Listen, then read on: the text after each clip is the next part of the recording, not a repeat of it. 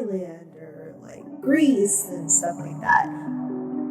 I get it. Everybody's there to show off where they are traveling, right? Yikes. You see the women in their like bikinis and some butt cheeks. A lot of butt cheeks out right? there. A lot of butt cheeks. A lot of butt cheeks. Everybody's got two. This is a weird world. Why am I not Republican?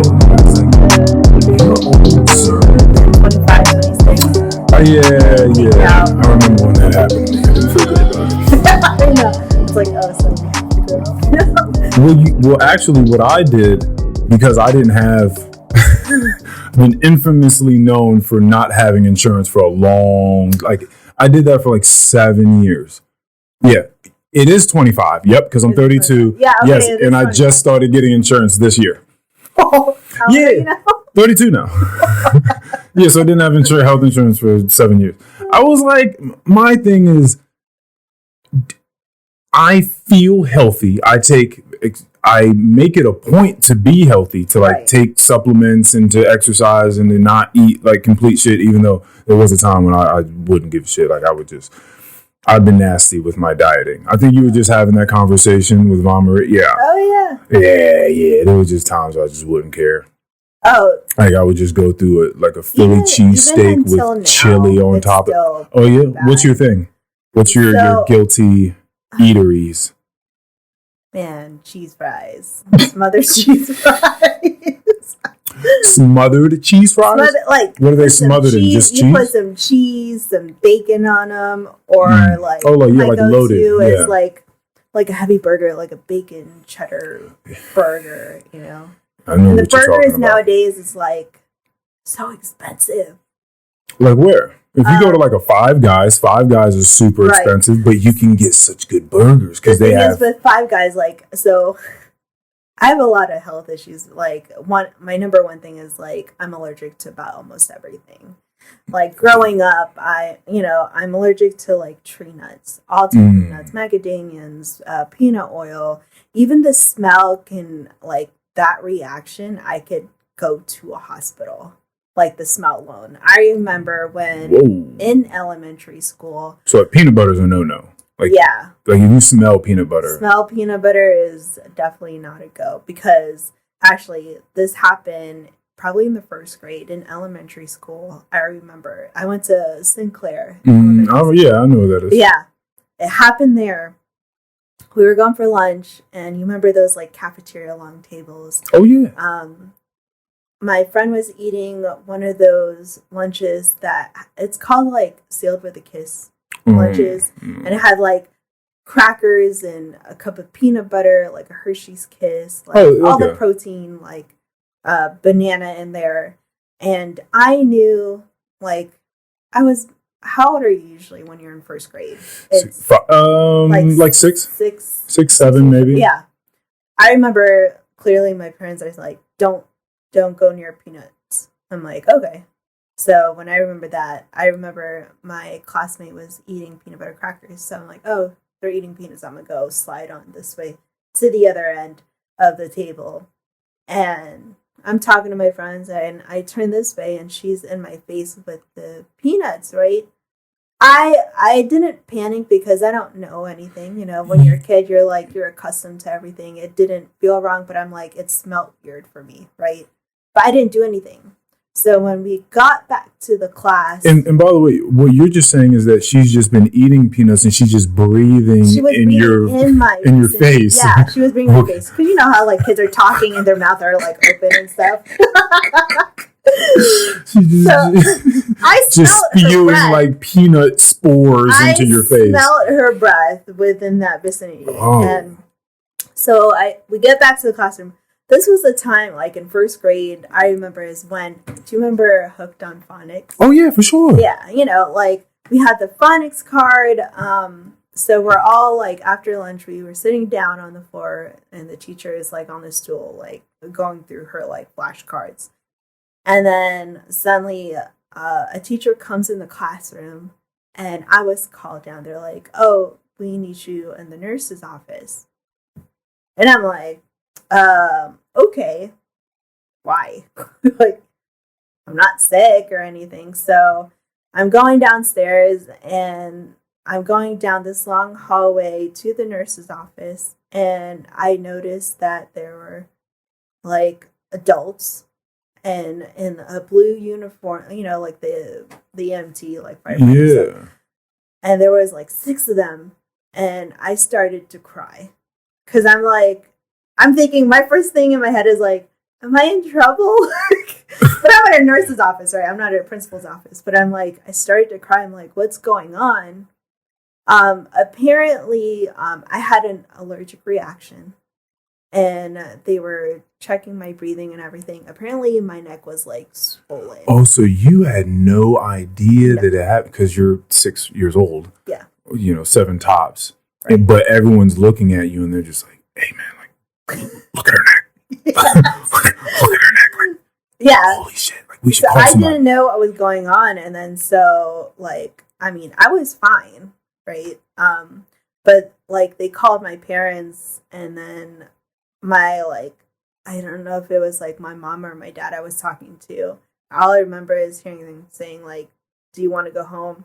And I was kind of like, yeah, I want to go home. Because I don't know what was going on, honestly. Mm-hmm. So from then on, like I knew my parents took me to like, like the allergist. Mm-hmm. And we got like a really detailed test where they prick you.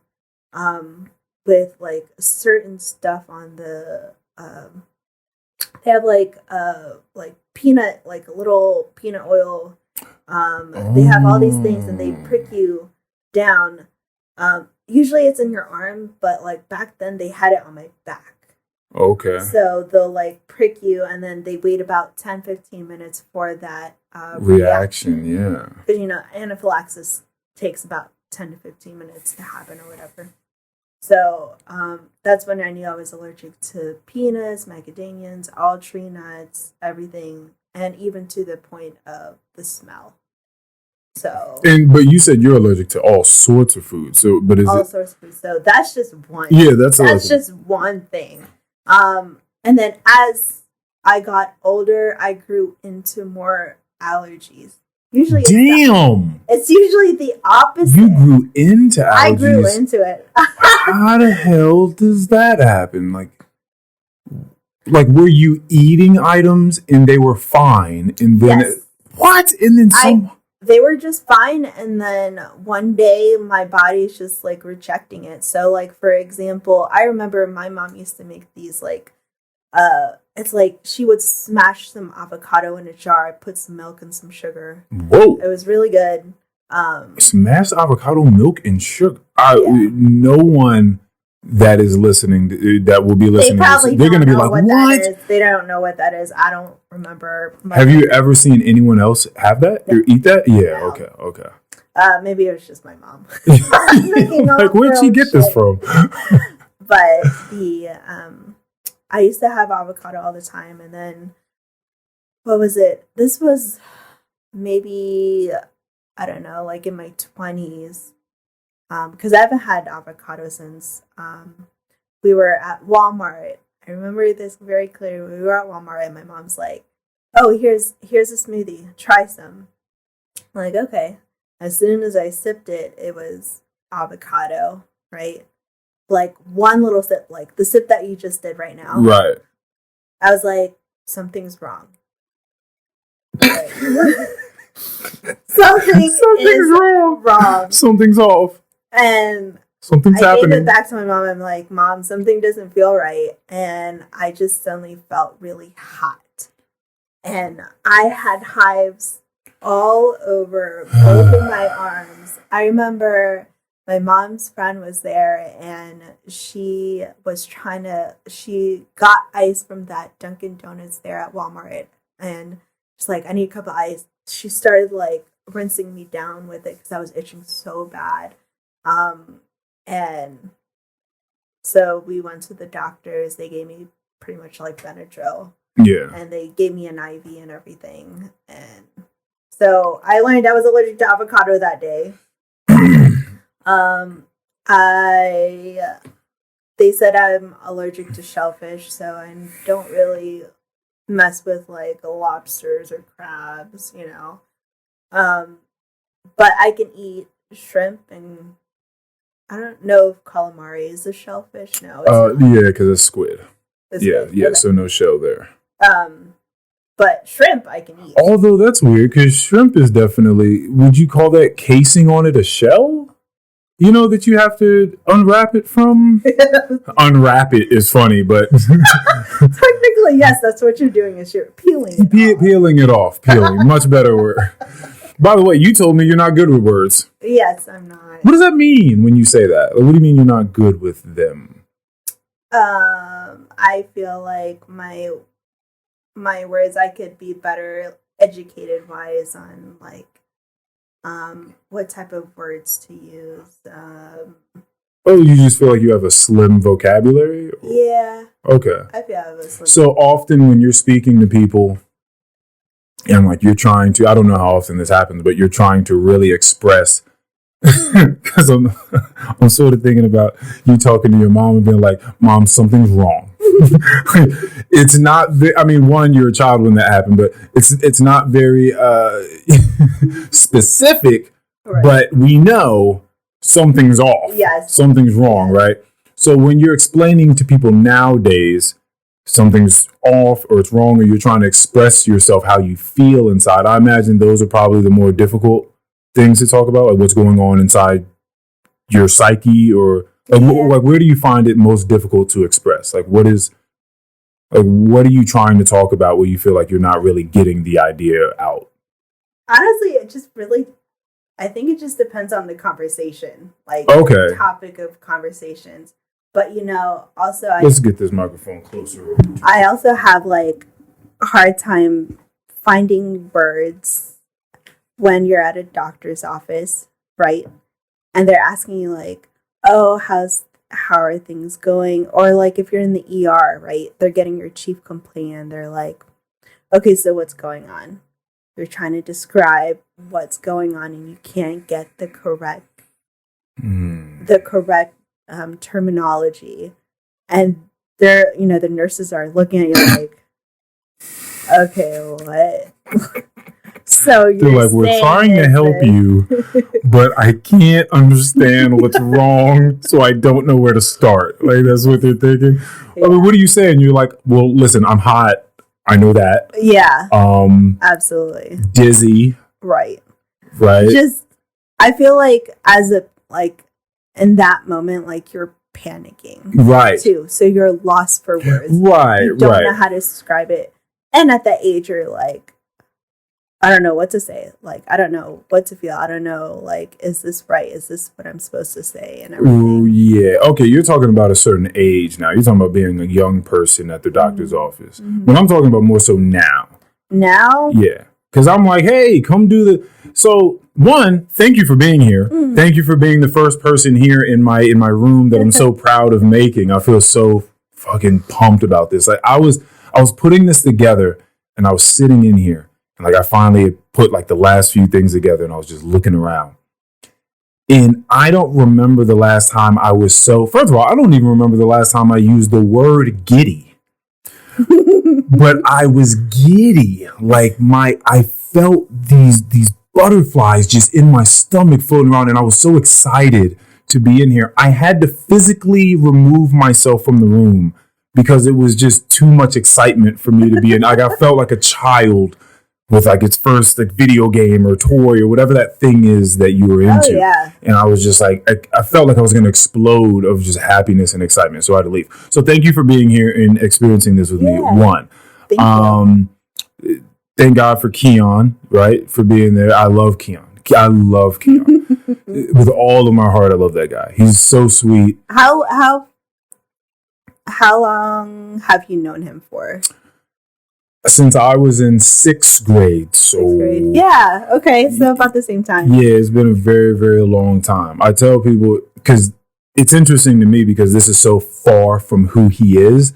When I met him, like one of the very first things I remember about him was a bus ride. I used to ride the same bus as him. Yeah. And his little knucklehead brother used to ride the bus with us, clearly. They lived in the same house.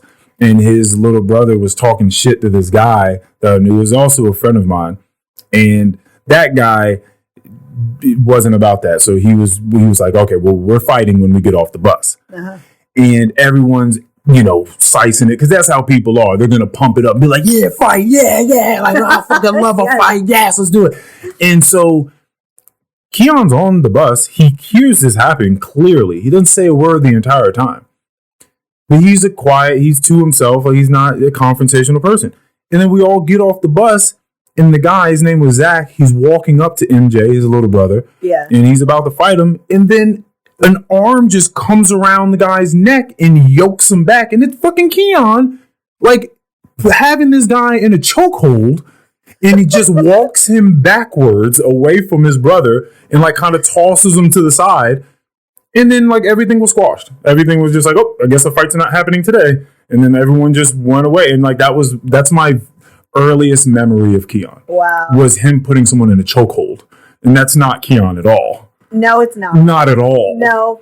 So, yeah. Not. But I love him. Yeah. I love that guy. And he's our mutual friend here. So, this would have never happened had it not been for him. Yeah. And the fact that, as of today, we were trying to remember how the last time we met. Yeah. There's 3 different stories from you, Keon. Yeah, mine was we were going to a party. Yours was we were just in someone's backyard. And his was we went to the gym. And that turned out to that checks out. I have that vague memory now. I just threw we were going to a party in there. I've been to parties with him, and we've driven there with other young ladies. I think I just kind of converged a couple different memories and maybe a dream. And you know what? That was only, 10 years ago, maybe? Yeah, but it's 10 years? Can you feel like that 10 years just went by that quick? You know what I mean? May, let me tell you something about time. My days are like that. Yeah. Do you get bored often? I have in the past. But nowadays I always keep myself occupied, because if I just sit still, I feel like time slows down. Mm. But now, like being as a parent with a 2-year-old, yeah, I don't ever get bored. I don't ever get bored. Oh man, yeah, I'm certain that it's funny because it's one of those things that I feel like works in one or two ways, having a child. For a lot of people, they say it keeps you young, it keeps you fresh, it keeps you up to date, because as she gets older, you're going to hear the things that they're talking about in her school and what she's into, what social media sites will be popping when she's older, like the things that she'll be looking at. So you'll be kept abreast of what's going on in the world via your daughter. And so there's something there. And then also maybe just the running around and having to play, and maybe she gets into sports, maybe whatever she's into, like you'll get into it to some degree. But then for other people, it seems like it ages them greatly. So I feel like it all depends on how you interact, I guess, with the experience. It depends on the people. And, I feel like every parent is different. There's no right way to obviously parent like your child, Some ways are righter than others. I've seen people like age by their face, their hair, but it also depends like your energy that you bring to as well. Because being a parent is definitely tiring. I fucking bet. Like before I had my daughter, I was like, still going to work, like I wasn't thinking about having kids yet and whatnot. And I'm like, I'll go home after like an 8-hour shift, and I'm like, I come home and I'm like, how am I gonna do this with a kid? I gotta go home. Like, I'm gonna go home. I'm already tired. Then have to go cook dinner for a little one and do all this. But when you become a parent, it just comes in natural. Like, you're on autopilot. Right. At that point, like, you figure it out. Honestly. But like at that time before my child, I was like, how am I going to have a child? Like, how is this possible? Because it's so freaking You're like, wait a minute. How do people... Wait a minute. What's going on here? Like, people really raise children? Like, how do they do it? I think about it all the time. Like, I'll think about it as my day's going. I'm like, okay, I'm doing this. I'm doing... Like, if I have a day where I'm trying to accomplish stuff, because there's some days where I'm not. I'm just going to sit in the house and I'm going to just take shrooms and trip out. And just stretch on my yoga mat for 2 hours, right? And then take a nap and who knows. But one, I know that day is over with if I have a child. There's not going to be any taking shrooms at noon and hanging out in the house, melting into the carpet and doing whatever else it is I'm doing, setting up a podcast studio for 2 hours. Like, that's not going to happen. I have to take care of this little person here. But then it's like the days when I'm really trying to get stuff done, it's like, whoa. Now, I have a friend named Mikey that actually he helps me with this podcast. Mm-hmm. His brain is very weird. He's like scarily intelligent. It's one of those guys where you want to be his friend. You most certainly by no means want to be his enemy. Right? Like he just his mind just works in just this really weird abstract way. He can put together calculations as he can put together just like concepts and things in ways that like people wouldn't normally think of. But it helps him with time management in a way I've never seen another human being do it. He moves blocks of time around like it's nothing, like he's just playing Tetris, and he can layer them and like I'll do these 3 things at the same time. He sent out a famous video to all of his friends and family where it may have been on his Snap where he was like feeding his child, but he was playing video games and he was videoing both of those things at the same time. There was a bottle in the baby's mouth. And it was like attached to some pulley system that was going up into the ceiling so he could play video games and watch his daughter at the same. And I was like, what the fuck is going on here? Because most people are now going to have to hold the child, hold the bottle. Oh, yeah. You know what I mean? Like, but he's like, no, I'm going to stack these 2 activities on top of one another. So that way I can do them both. And it's like, it's just amazing the way he thinks about stuff. But yeah, if I were to have a child, I would most absolutely go to him and ask him how to manage my time doing that. Yeah. Some people are really good with time management as a parent. You know, me, my daughter is already 2 years old. I'm still trying to figure that out, you know. Until this day, I still think like, how am I doing this? Like, I'm on autopilot, but I'm doing it, you know. It's hard to like get ready for work, gotta get her ready, do this Northern Virginia commute, you know, the traffic and stuff like that. And then after work, gotta go pick her up at daycare, go home, make dinner, put her to bed, or like do the routine of brushing her teeth, giving her a bath, and doing it all over again for the next 5 days. Yeah. You know? Like, I bet you can't wait until she gets to a place where she has a little bit more responsibility and like autonomy. Maybe like 5 years old. I don't know what age I mean, like they can brush her own teeth. Her age right now, like as she gets older, like she's very independent. Yeah, and she plays with herself all the time. She's not always like, "Mommy, come play with me." Right. Not yet. Least, but like if you come play, it's a plus. But she's like, "I'm good on my own." Like, she's good on her own. She can, you know, like play with toys. She can do books, like, but a lot of times she'll ask me to like read books to her and stuff like that at that age. And you know, like, of course, I'm going to take that moment. Yeah, that's good. That. Dishes can be done after. Yeah, for sure. I mean? You got to take that moment in. Yes. If your kid's like, "Hey, can you read me a book?" Yes, of course. I feel like that's a beautiful, almost pastime because I don't know because I don't have a child and I don't speak to many people that have young children. But I wonder in this day and age with iPads and all sorts of tablets and technology, how many people are reading stories to them and not just having the iPad read stories to them, just like on YouTube, watching their favorite little kid shows and stuff like that and having the stories told to them that way.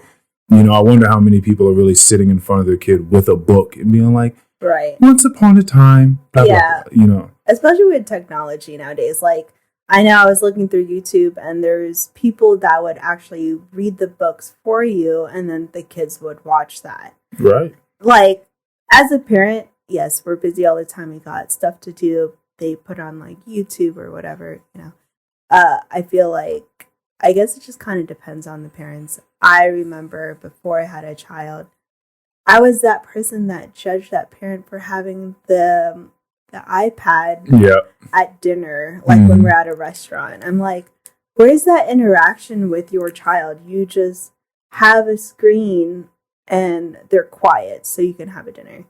And then I became a mom. And I wanted my peace and quiet. You were like, oh shit, I gotta get an iPad. Yeah, I was like, I need my peace and quiet. Like, I missed having a hot meal, like a hot dinner plate.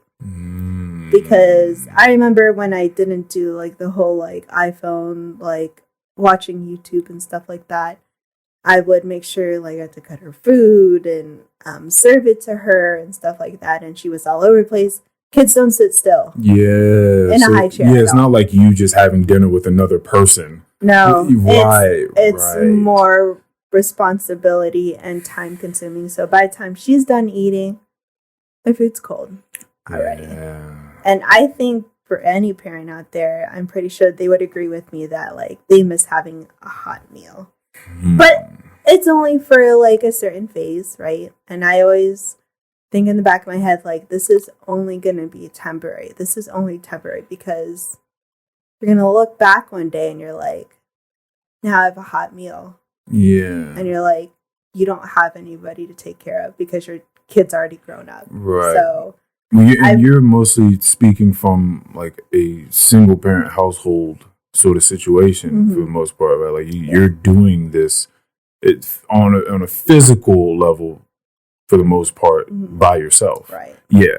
But I mean, single parent or not, like as a parent, like even if you had that extra person, someone's having a cold meal. Yeah, that's what I was gonna say. Like someone is, but maybe like you could swap. Like, listen, I'm gonna get a hot meal today. Tomorrow, you gonna get a hot meal. We gonna equal this out. Yeah, we're gonna switch it up. You know what I mean? That's crazy. But as I was saying, I reached out to you, knowing that you were Keon's, old friend, and seeing you and your baby post not your baby posting, but you posting these beautiful videos between these moments between you and your daughter. I was like, she seems cool. And then you started posting these videos where you were just like running out in nature, and that was very different than anything else I had seen from you. And I love going out on hikes, and now we know this because I commented immediately. I think I did that, or I sent you a DM, but I was just like, yo, if you need any recommendations, I got a long list of really cool places to go. I'm all about that because I've done hiking in the past, but it was kind of like a one and done deal. But as of recently, like this year, I was like, I want to do something different.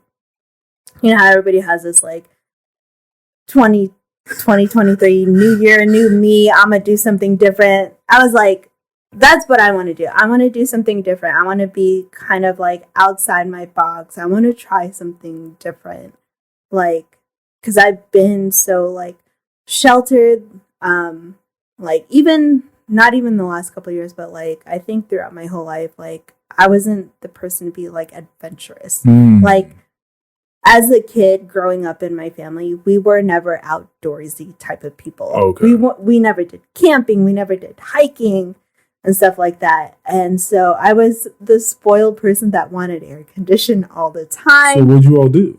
Like as a family? We didn't go camping. Whatever you did, there was air conditioning. There was air conditioning, right? But I mean, like in the motherland, right? Like, because I'm from the Philippines, so. Oh, I didn't know that. So you grew up there? No. Like when I go there to visit, right? It's hot. Yeah. Like we're in the tropical. Yeah. It's very humid. It's like Florida, but like all year round kind of thing. The humidity. And I remember as a kid, I would like complain and cry. I'm like, it's so hot outside, and my parents were never like that outdoors adventure. We never went on a canoe or go kayaking and stuff like that. But like, I remember maybe like 10 years ago or however many years ago, my sister was like, hey, let's go whitewater rafting out in Harper's Ferry. Okay, beautiful area. Yeah. Oh, yeah. It's beautiful. I've never done the whitewater rafting though. Yeah, so I was like, okay. So that was definitely an experience, you know. And then it was always these like little spurts of moment. And then this year, as of recent, like I've never been outside so much. And I think, I don't know if it's because like now that I've aged, I really appreciated nature. I'm like, I'm not about the insects and bugs. If I see spiders, I'm gonna flip a shit, you know, Snakes? kind of thing. Snake. Mm-mm. Gotcha. No. Yeah. I will fucking like leave your ass behind if I see a snake. Okay, so you try to go out, but you also try not to look around a little too much. Like you try to keep your eye on the path and walk forward. Yes, because right. And so with all these like hiking adventures, it's definitely a different outlook. Like, you know, I was never like, okay, I'm gonna do a hike today. But this year is kind of different. I was like, you know, I want to try hiking a little more than I do. So you started in January? I think when things started to get a little bit warmer. Okay. You wasn't out there in like the 40s. Oh no, 50s. No. But I did. So like my first one in a long time. My very first hike was I think like March time frame. Okay. Actually. And I went out to Skyline. Yeah, beautiful. And it was so cold. There was like actually snow on the mountain. Oh yeah, for sure. You go but up I mean, high it was enough. like very, very little. But I wanted to do like a small hike, and I went to I forgot that Stony Man Trail, and it was only like from what the review said, it's only like 30 minutes to get up to the top to get a view, like a short hike, but a really good view. Mm-hmm. So by the time I arrived, like driving all the way up there was snow on the stairs, and I was not equipped for it whatsoever. Like I didn't have the proper shoes. Like, yeah, I had a jacket and everything and mittens and hat, but there was snow. I was like, and it was so cold and windy. I can hear the mountains roaring, and I was by myself. So I was like, I'm going to do my first hike and I'm going to die. I don't want to be alone for this. I'm going to reschedule this. So I just end up not doing it because it was so cold. I mean, it was below 40 degrees probably. Yeah. And it was really windy. So I was like, let me just enjoy the views on the drive on Skyline, and I'll just come back another day. And then so as that progressed, I started looking up at nighttime, like what easy trails to do with the good view. Like I know that people go hiking just to go hiking.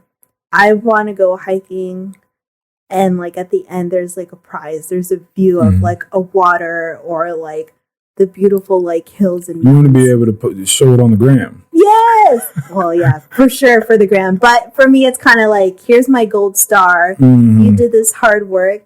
You get to enjoy this view. For sure.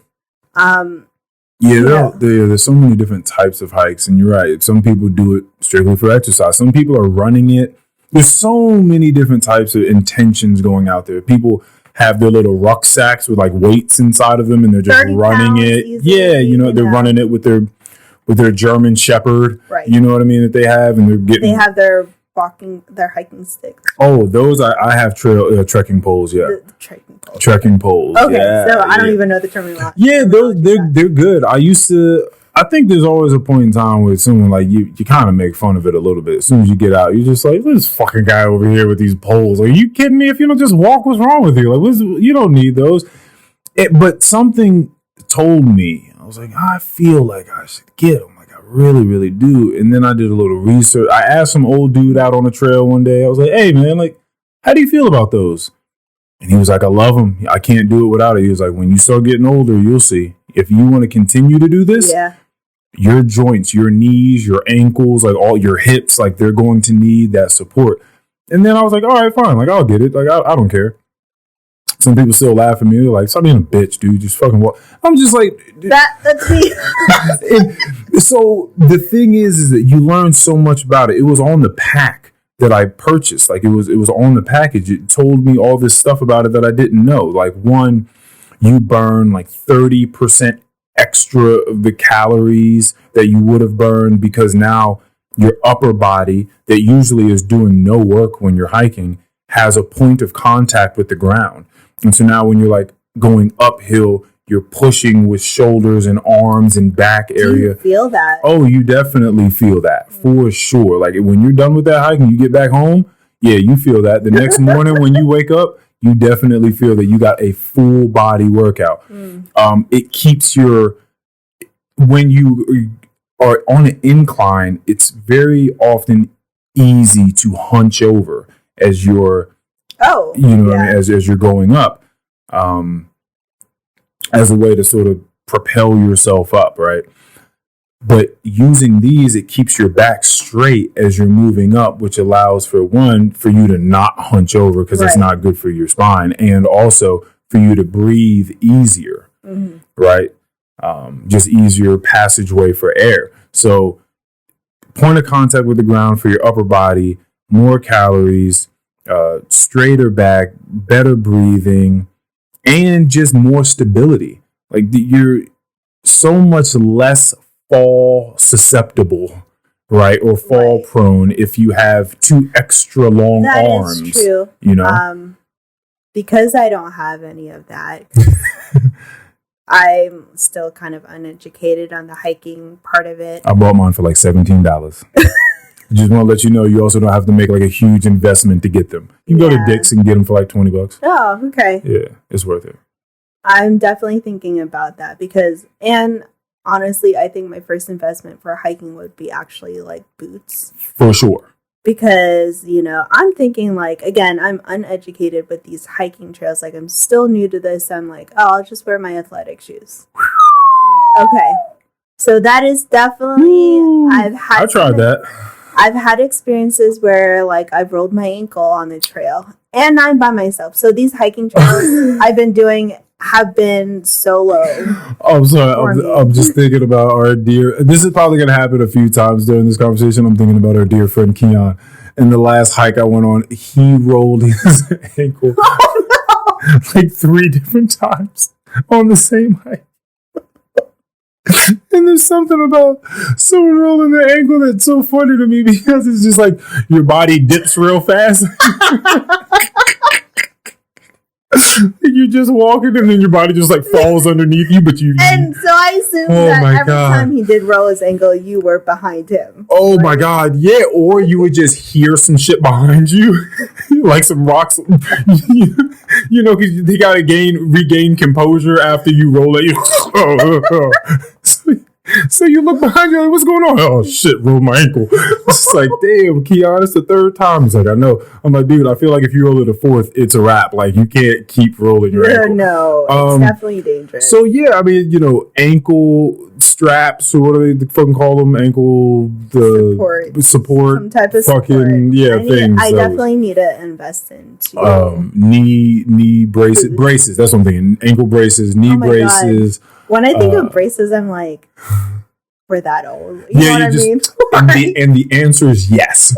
It's just something you have to accept, Yeah. You just gotta accept it. There was this guy at my job the other day.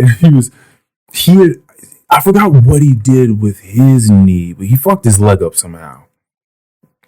And he got this huge brace. He looked like, like a robot for a while. Like he's got one of those super state-of-the-art braces, and I think like months later, he went back to his doctor. He was like, why am I still wearing this?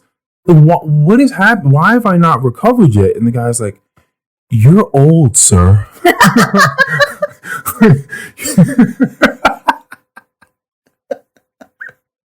And it hadn't. His name is Manuel. I love that guy. He hadn't really thought about that. So when he heard it, he was like, "Oh yeah." Like you're right. Like I didn't think about it, but I'm like fucking 58. Who knows how old the guy is? But he's like, "Oh, you're right." Damn, like it's gonna take twice or 3 times as long for this to heal than it would have if I, when I was 30 years old. It's like, yeah, man, when you start getting older, you it just doesn't snap back into place. We were talking about drinking and like in people's college days, just drinking back to back to back and what your intention was. I've told, famous story on this podcast of, this was a few years ago. Someone new came and started working at my job, and she was working as a hostess because I work in a restaurant within a resort. Yeah. And I started talking to her. She was going to Radford at the time. And I think she may have been like on her second year or something like that. Mm-hmm. And, we had hit it off, and I think we were going to make plans to go hang out. Now, let's say that this is, 5 years ago. So I'm still like 27. I'm still like an adult. And I was like, yeah, there's a bar close to the house. Like we can go there and have a couple drinks. Cause I'm thinking like, let's chill. Like let's have a good time. Right. Like now to me, a good time is let's have a couple drinks. We have some conversation. Let's relax. Maybe we bop to some music. What? Like I'm old. I'm washed. I'm washed. We're like low-key. She's like, she said to me with no fear in her heart. She said it with all the conviction ever. She was like, "Are you ready to fucking black out tonight?" I was like, "Oh." Wait, hold on. Is she the same age though? Well, no. So at that time, she was in her second. She was probably 20 years old.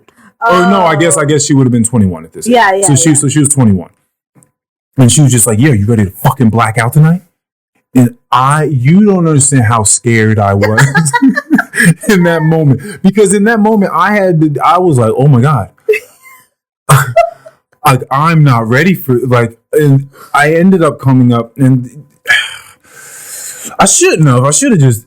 I wasn't who I am now. Then I lied. I lied and came up with some. I was like, I can't go. Like, there's a family emergency. I came up with some whole bullshit story as to why I couldn't go out and drink with her. Because I was like, first of all, just the fact that we've known each other for 2 weeks, right, and the fact that you're ready to go out and lose consciousness, with me is.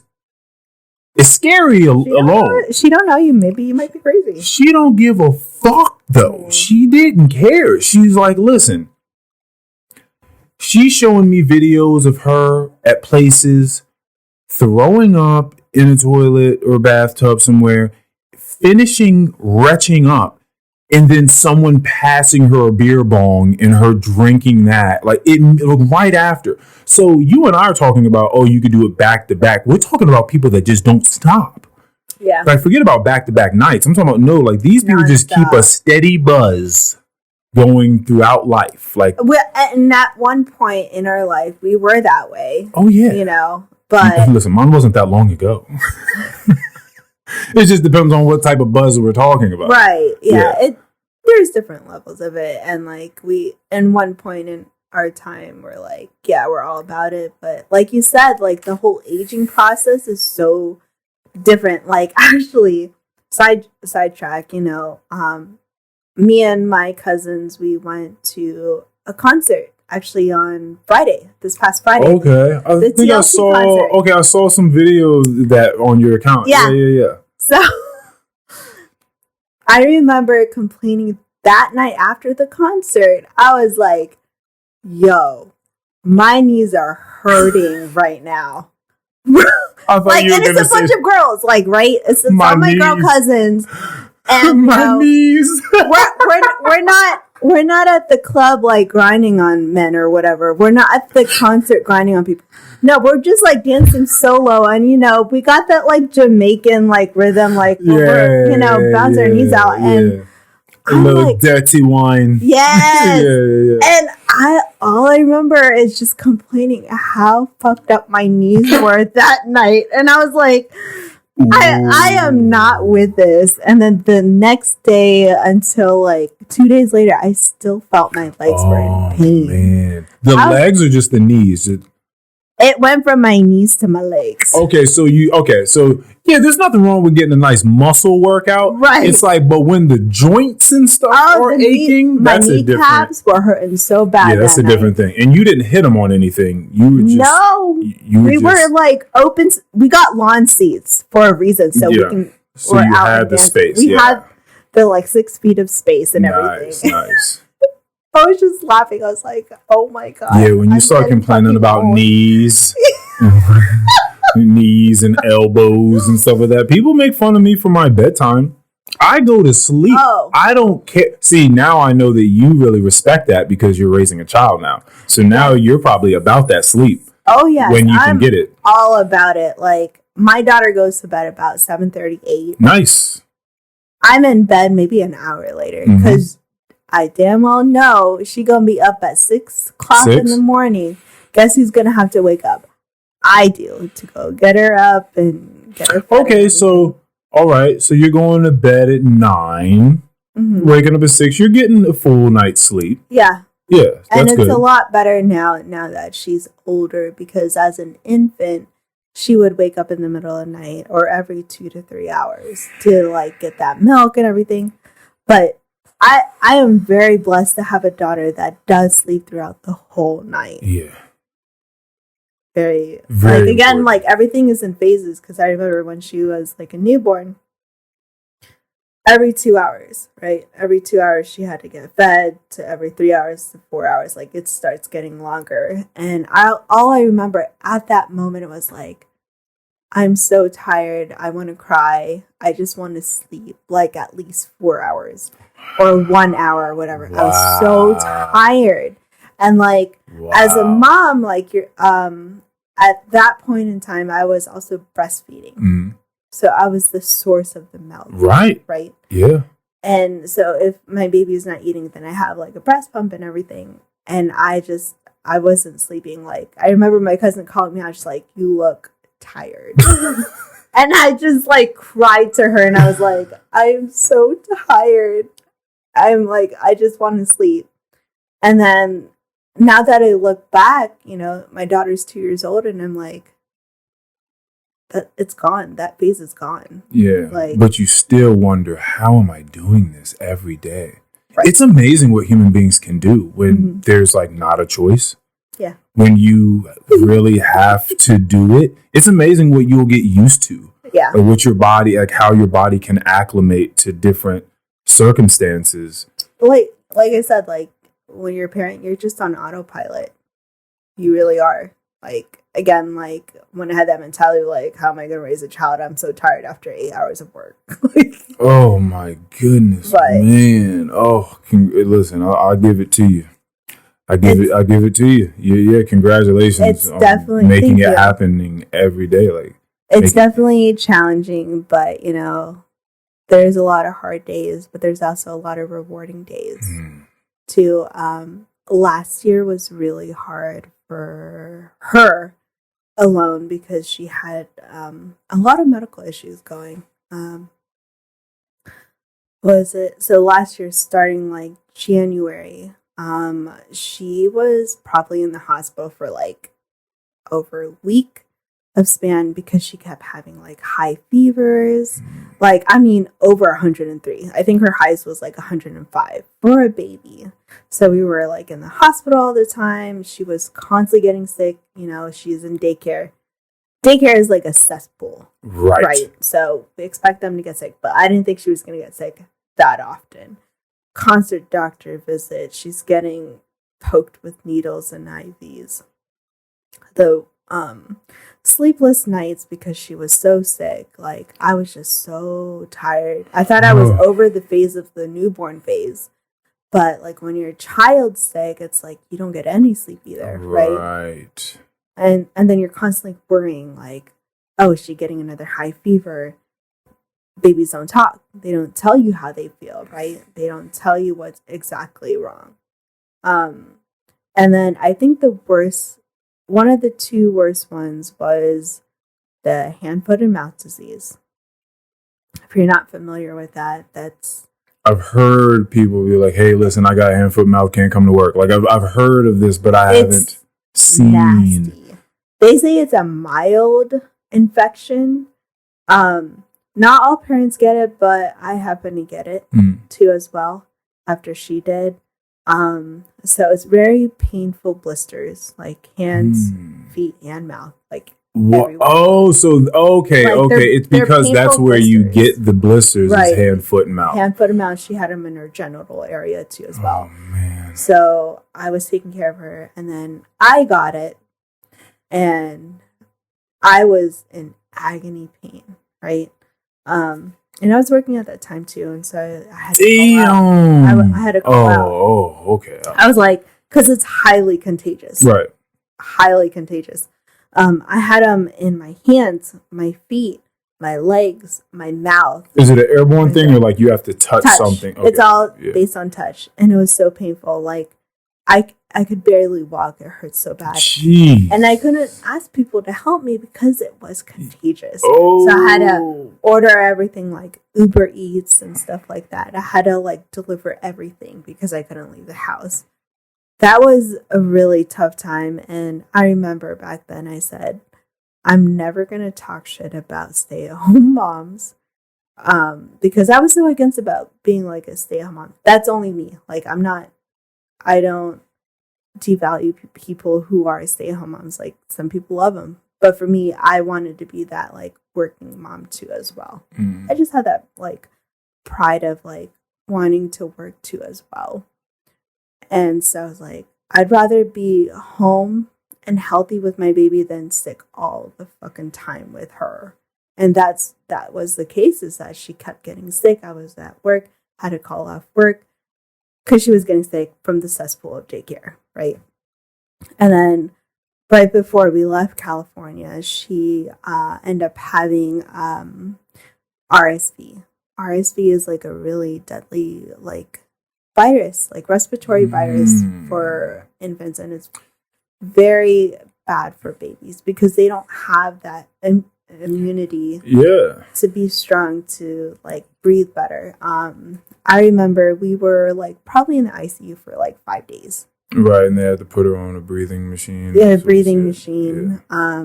And I was alone at that time, and I had no help whatsoever because it was just me, right?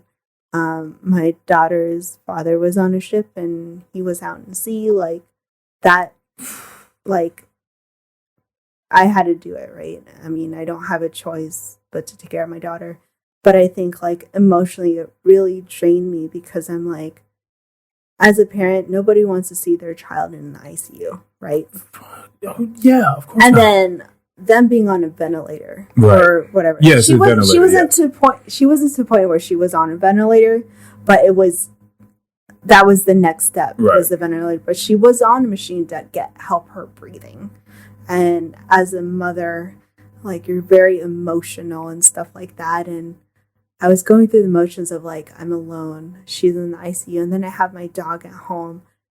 I need to take care of my dog too. I need to go home and do that. And like, I remember meeting her doctor at the ICU, and he was amazing. Like, you know how like when you go to the doctor's office, kind of like one and done, like 2 minutes at a time. This Dr. Zabraki out in San Diego. Shout out Zabraki. Yeah, Zabraki, in San Diego. He was absolutely amazing and a very emotional support. Like, he like looked at me with like compassion and was like, it's gonna be okay, like we're gonna take care of her, you're gonna be okay, like if you need rest, like do it, it's okay. And he saw it in my face, having to let you know like it's okay to rest, right? We're gonna help you. Like, yeah, because I imagine the guilt of like going to sleep, and I couldn't sleep. You can't sleep in hospital, like it's restless, you can't sleep at all.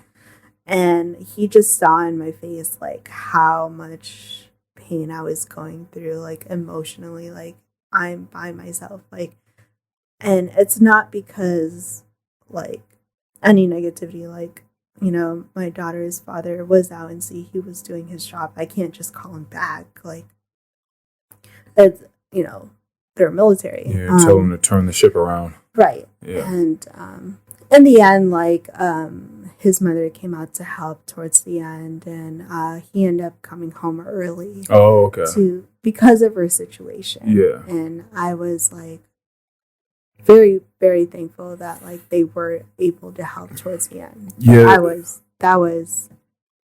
That whole year was absolutely horrendous. And then even coming here, so after our move, we moved back from California in October, came here. She ended up getting sick again, getting hospitalized in, like, beginning of December. She got sick again, breathing issues, so we got admitted to the hospital. I'm like, I'm so tired. Like, I am emotionally and physically tired. But at this point, like, I at least had her grandmother to come out and help too as well. I couldn't imagine what it's like, because I'm going to make an analogy which is going to be it's going to be a terrible analogy because it's not nearly as deep as this. For him to be out at sea, I imagine that was terrible, because to know, like, you can't sleep, you're there with her, but he's just out in the ocean somewhere, and he knows this is happening, right? Completely powerless. Yeah, I can't even imagine, like, on his end, like, how he felt, like, because, the last thing you want to do is have someone else worry, and especially as the other parent, like, you don't want them to worry because they can't. The fact that they can't do anything. Can't do anything. But I try to reassure him, like, hey, like, the best thing we are right now is that we are getting taken care of. Like, just know that she is getting help. We are at the hospital. Like, I know that you can't be there physically for her or whatever, or for us. But, That's awesome, like, that the doctor was able to do that, though. Yeah. Yeah. I hear too many stories about people going, like, whether it's something that grave or not, going to the doctors and feeling like, you're number one. Or not number one. I'm sorry, I shouldn't have said that. Like, number 1,000 of the day. Like, you're just a number. Like, get out of here. Like, I got more people to go. Come on. Like, it's let's all go. quantity. Right. So it's awesome that he was able to give you that quality. You know what I mean? Take your time and look at you and say, listen, you got to go to sleep. Like, you got to get some rest. Like, we're going to take it from here. I promise you it's okay. Yeah. To do that. Whole level of respect for that doctor, because there are a lot of doctors that just is all based on numbers and money. Yeah, of course. And then so I had one on the podcast, old friend of mine, known her as long as I've known Keon. Her name is Dr. Paige Monford. She's awesome. And she was talking to me about it, and she seemed tired as fuck too. She is a doctor in Bed-Stuy, and it's not a great area. So the hospital isn't great.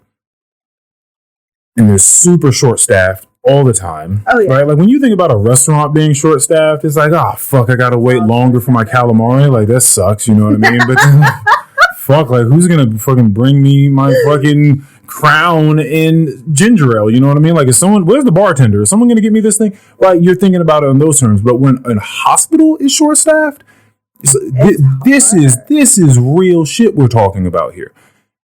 And people are just tired.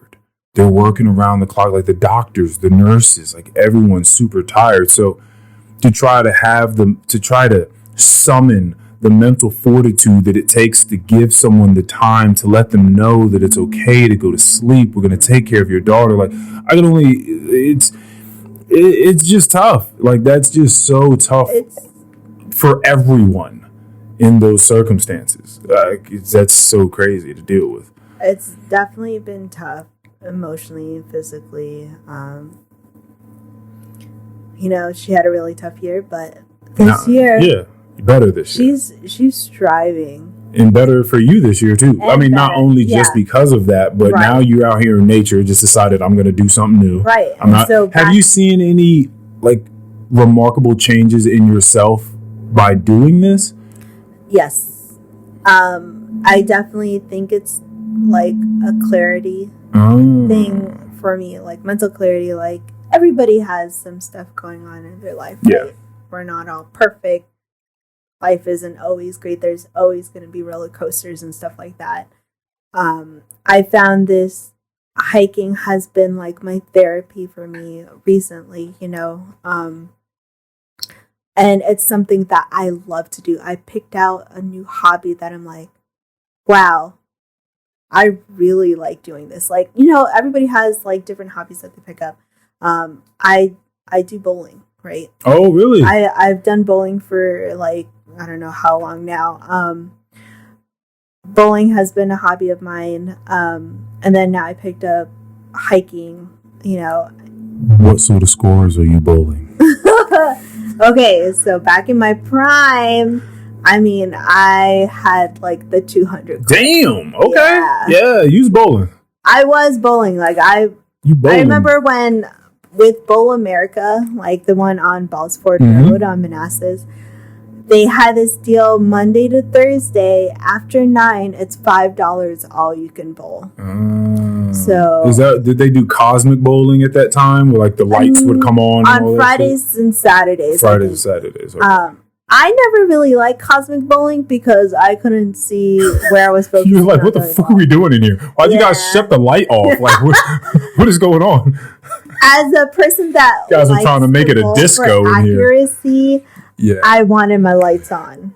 Yeah, you're in there actually bowling while the rest of us are just fucking throwing a ball. We're drinking, we're eating fries. Like we don't care about that. Yeah. Yeah, no. So I picked up on bowling like years ago. So yeah, that bowling was a really good hobby of mine, and I still do it till this day. I'm not hitting those 200s. Yeah. Anymore, but I am working on that. But you're still better than the average person that's just like going in there with their family to hang out, though. Like, yeah. I'm going over 100. Yes. Yeah, you're going over 100. Okay, I think I can do that. Sometimes I'm not good. I'm not even gonna lie. I'm not good at all. Because people are gonna call me out. They're gonna be like, Earl, I was there when you were last bowling. You're terrible. And it's so funny is that like when I do go bowling, I've noticed the people who are serious about bowling and the people that are just there having fun. They judge the people that are having fun. They're like, you suck. You know That's so funny because then it's so funny how judgment works because the people that are having fun are judging the people that are good. For some reason, you like judge people that are good at things. Like somebody comes in and they fucking unzip their bags. And they get in the bag and they pull out this one glove. They put the glove on and they pull out this fucking favorite bowling ball. You know what I mean? They and start like having their closet. They got their team shirt on from their league that they wear with their name and printed on it and all sorts. It's like, oh, this motherfucker's serious about this. Oh yeah, they got the nice little spin, straight like resting bitch face too. They're serious. They're focused. It's me and the lanes, which is good. Like they have that mentality of like striving, and they're like, I'm there to like have a good time. I'm not like, yes, I'm there to bowl well, but I'm not that serious. Golf is the same way for me. Like when I go to Top Golf, I'm going there with the same intentions I go bowling for. Like I'm just gonna swing at this. I'm not good. I don't have great. Like no one taught me great technique to swing a golf club and hit it. Like I'm not playing for points. Like I'm not worried about it. Like there are going to be drinks here. There's going to be food. Right. Hopefully we're with good people. Yeah. Like we're just here for that sort of night. It's all for me at this point. It's all about like having a good time. Have you been to Top Golf? Yes. I went there when it first opened. My cousin was actually like an employee there, so I got the like very nice. Very, very nice. I always said. You know, I started to become sort of like a dad. What are those commercials where they talk about you becoming like your parents? I think they're progressive commercials where they talk about like how you slowly becoming your parents. What's so great about it, whoever's on that like creative team for progressive, they're so spot on. Like they hit every single one. And there is something about like getting older, and I don't know if women do it too, but definitely guys start like looking around at an establishment that they're in, and they start thinking about like what it took to build the place and like how much money they invested and like just what were good moves. Oh yeah. And my dad and I do that. We'll look around and be like, man, they really thought of it all. Like, there's just the fact that they have 3 tiers here. They got a bar on every level. They got good finger food. At the very bottom, they have, they got a pool table downstairs. They got a Nintendo Switch or a Wii for kids. People come in there with their, like, golf, like, gear. You know, like, it's just like bowling. Like 18 course, and I'm like, dang, these people are, like, serious. They're, like, really, really good. Yeah. It's like going to the driving range, but it's like the rock star version of like the driving range. Yeah. It's fun. There's music playing. If it's hot outside, they have these fucking the big fans that cool you off. If it's cold outside, they have heaters over every little tier. I haven't been in a long time. Yeah, they thought of everything. They were like, no, we're going to open this up year round, and we're going to facilitate that. And people are still going. I know it's so expensive though. Yeah. And the one here is like right next to an iFly. Yeah, I've seen that. Did you do that? I haven't done indoor skydiving. Have you done some outdoor? People, every time I say it, no, I don't know why I act like I don't know why I made the distinction like I've been outdoor either. But every time I do talk about the iFly place, people just like, again, with the trekking poles, like, stop being a bitch. Just like go up in a plane and jump out of it. Like, don't do the indoor one. I'm just like, am I a bitch if I go do the am I a bitch if I just go do the indoor one? Like, I can't just go. But I feel like that's probably fun in its own sort of experience as well. I'll definitely try it out. My brother went skydiving, real skydiving, and he was just like, yeah, once is enough. Like, you do it one time and you're good. But then there are other people that have gone. I've known people that have done it like 500 times. Ooh. Like, I've jumped 500 times. Yeah, that's a bucket list for me. Oh, yeah?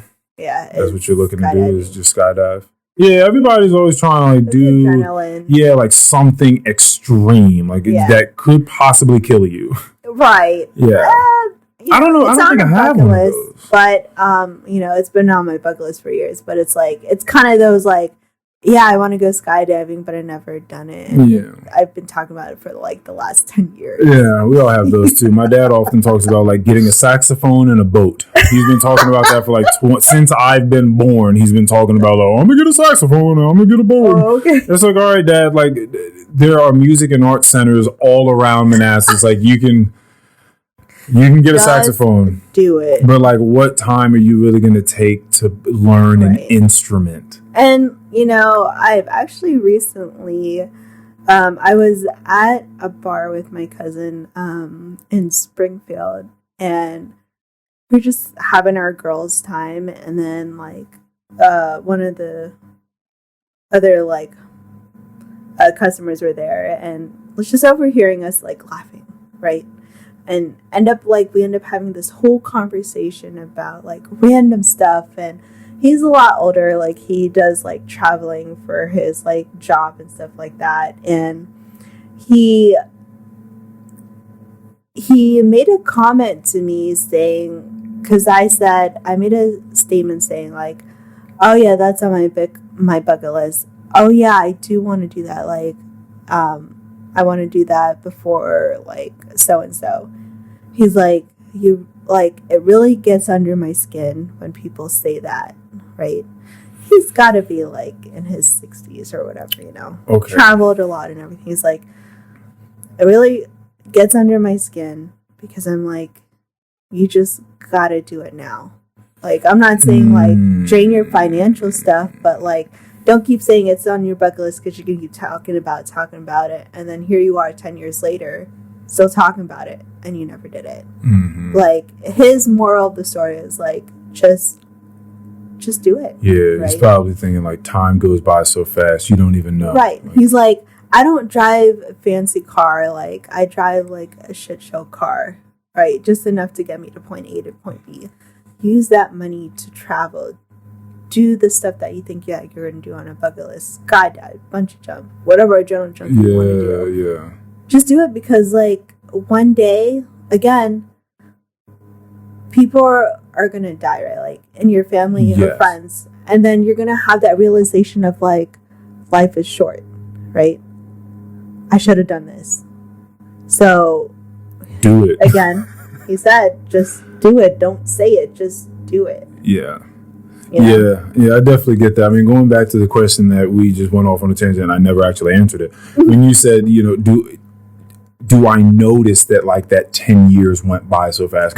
Because now it's been 2 years since I went to my high school reunion. And like that's so crazy that it's already been 2 years since I went to the 10-year reunion.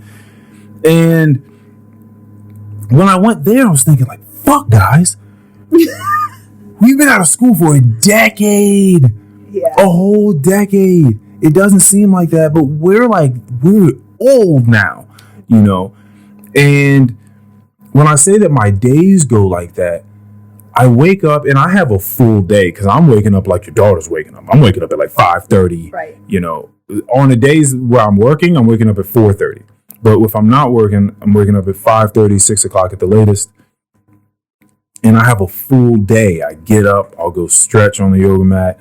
Like I said, it might be a shroom day. It might not. It might be a day I just go, hit the gym first and go to the sauna afterwards, leave there, come back, eat some food, play a few video games. I just got into some video games. I haven't played video games for like a long time, like a decade. Right? Like I would play it's here like and fresh there. In your brain, like you're like, oh, it's something new. But it's so much fun. These games these days are different. I bet. They are so different these days. But the day when it's time to go to bed, like I'm doing my usually before bed, like stretching and my meditations before bed, like when I get into that zone, I'm like, fuck, I'm about to go to bed right now. Like the day, I feel like I just woke up. Damn. And it's like another day just happened. Right. And now I'm about to go to sleep for 7 to 8 hours, and I'm going to wake up and that thing's going to happen again. And it's not any sort of sense of, monotony, like, oh God, it's like the same thing. It's just the fact that that's why I asked you if you get bored. I'm so immersed in the things that I'm doing. Mm-hmm. Like I'm so engaged with all the things that I'm doing on a moment to moment basis that time just fucking flies. Yeah. And somebody will reference something that happened. And I'm like, oh yeah, like that thing that happened a couple days ago. They're like, Earl, that was 3 weeks ago. Like, what are you talking? And I'm like, oh, that wasn't 3 weeks. They're like, Earl, look, I have it on my phone for whatever reason. Like that was 3 weeks ago. Like, whoa, man, like this shit is fucking flying. It's just insane. Time is flying. It's just crazy. It's crazy. Yeah, I don't really do the bucket list thing. I'm usually pretty happy with the things that are going on, and I feel like living in a more momentary basis as I do. Living in the moment. Yeah, like the things kind of happen because I'm making the decisions on a moment-to-moment basis, so then the things bucket list, I feel like, is just more like an ambition. Yeah. But it also feels like, in the back of my head, I feel like it's also kind of like a negative thing to have a bucket list because you have this expectation, and then, like you said, time just flies, and you're like, I didn't fucking do that. Right, you feel like if you don't do it, like I failed. Right. Right. Yeah. And I agree with you, like living in the moment kind of thing. I had this, bucket list like back when I was like in my 20s. I was like, oh, I'm gonna get married at this age. I'm gonna have a baby at this age. I'm gonna be moving out of my parents at this age and stuff like that. Right. None of that happens at all. Like, I didn't get married until I was like 30 years old. Yeah. I didn't have a baby until I was 30 years old. I thought I was going to have a baby by 25. I hit 25. I'm like, no, I'm still too young to have a baby. Yeah. Time does fly, and bucket list is definitely like, after having that conversation with that person at the bar, I was like, he's absolutely right. Like, I shouldn't have a bucket list. Just do it. Have some goals, right? Goals are different from having a bucket list. Goals are more ideal to achieve, and you put in place more short-term goals than long-term. I would like 3 to 5 months as opposed to 3 to 5 years. I'll have both, right? But realistically, you want to shoot for the short-term goals, right? But you also have that long-term goal to achieve, and maybe that short-term goal will relate to what you have in that long-term. Like, you're going to do, I don't know, small things to achieve that big one. Yeah. And that's how I feel about just doing things that you love in general. When you talk about death is something I've talked on here maybe too much, right? It's okay. just, it's a conversation that I think is important to have. I know a lot of people don't fuck with talking about it Right. at all. I was in a conversation with a few people the other day, and there was one person in that group that was like really quiet the whole time. And when they did speak, they were like, I just don't understand why people talk about death. Like, we're all gonna go, so like it'll happen when it happens. Like, what the fuck? What's the point? What is the point of all this? So, like, why are we talking about it? I was like, ooh, okay, hit a sore spot. Like, definitely, they don't like to think about it at all. Like, Right. they just try to push it off to the side. And I was like, okay. I mean, obviously, yeah, it's not easy to talk about it, and it does happen. And like you said, people have that mentality of like death is like not on their list of things that they want to talk about, but others are very open. Yeah, my idea is I've taken a lot from the Bhutanese people, but it's just like, it's happening. I'm totally fine with that. And I think that if you contemplate your impermanence here, right, and the impermanence of all things, there is like a rooting in gratitude that I feel like is very difficult for a lot of people to get to otherwise. Because I talked about it with my friend Lindsay on this podcast, like the last episode I came out with, about just how ungrateful people are. Like, we constantly complain about shit, and we are like have so much, like we're so wealthy in so many ways as far as the world goes, right? We have so many resources, but we still find time to complain about every single one of them, about having them. Yeah. Someone close to me, it wasn't like a real complaint, like, fuck, I really got to do this, but it was sort of like, I'm getting a bunch of stuff together because I have to go donate like a bunch of clothes, so I got to like put stuff in boxes and go drive it to the place. And someone was like, hey, that's great. It seems like you're kind of complaining a little bit. Just keep in perspective that you have so much that you're giving things away to people that do not have it. Right. And they were like, oh, fuck, you're right. Like, I was just kind of complaining about that. Like, whoa, and it just kind of turned the mirror back on themselves, and they were able to like readjust. Right. Like, oh, fuck, I should not complain about the fact that I have so many things. I need to go give it to someone that doesn't have it, that is less fortunate than I am. So we all find, time to just complain about shit. But when you contemplate once or twice a day your impermanence here and the impermanence of everything, you're like, whoa, like that's a real thing. Mm-hmm. I should really, really enjoy this moment that I have with this person in front of me right now. Yeah. Right? Like, I should really try my best to do it. And I know it's really difficult for a lot of people because there's a lot of anxieties that play in people's minds, which take them away from the moment because they're thinking about maybe the bucket list. Maybe they're thinking about the goals. They're thinking about, like, am I on track to getting these things done? Like, am I working as hard as I need to be? Like, am I accomplishing what I set out to accomplish by this age, this time in my life?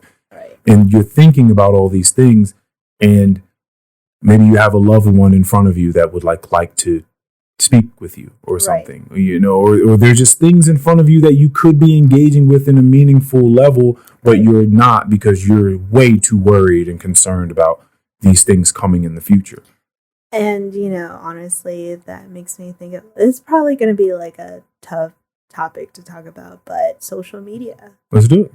Has been an effect to people with communication. Like you said, like, you want to focus on the person in front of you, your loved one, your daughter.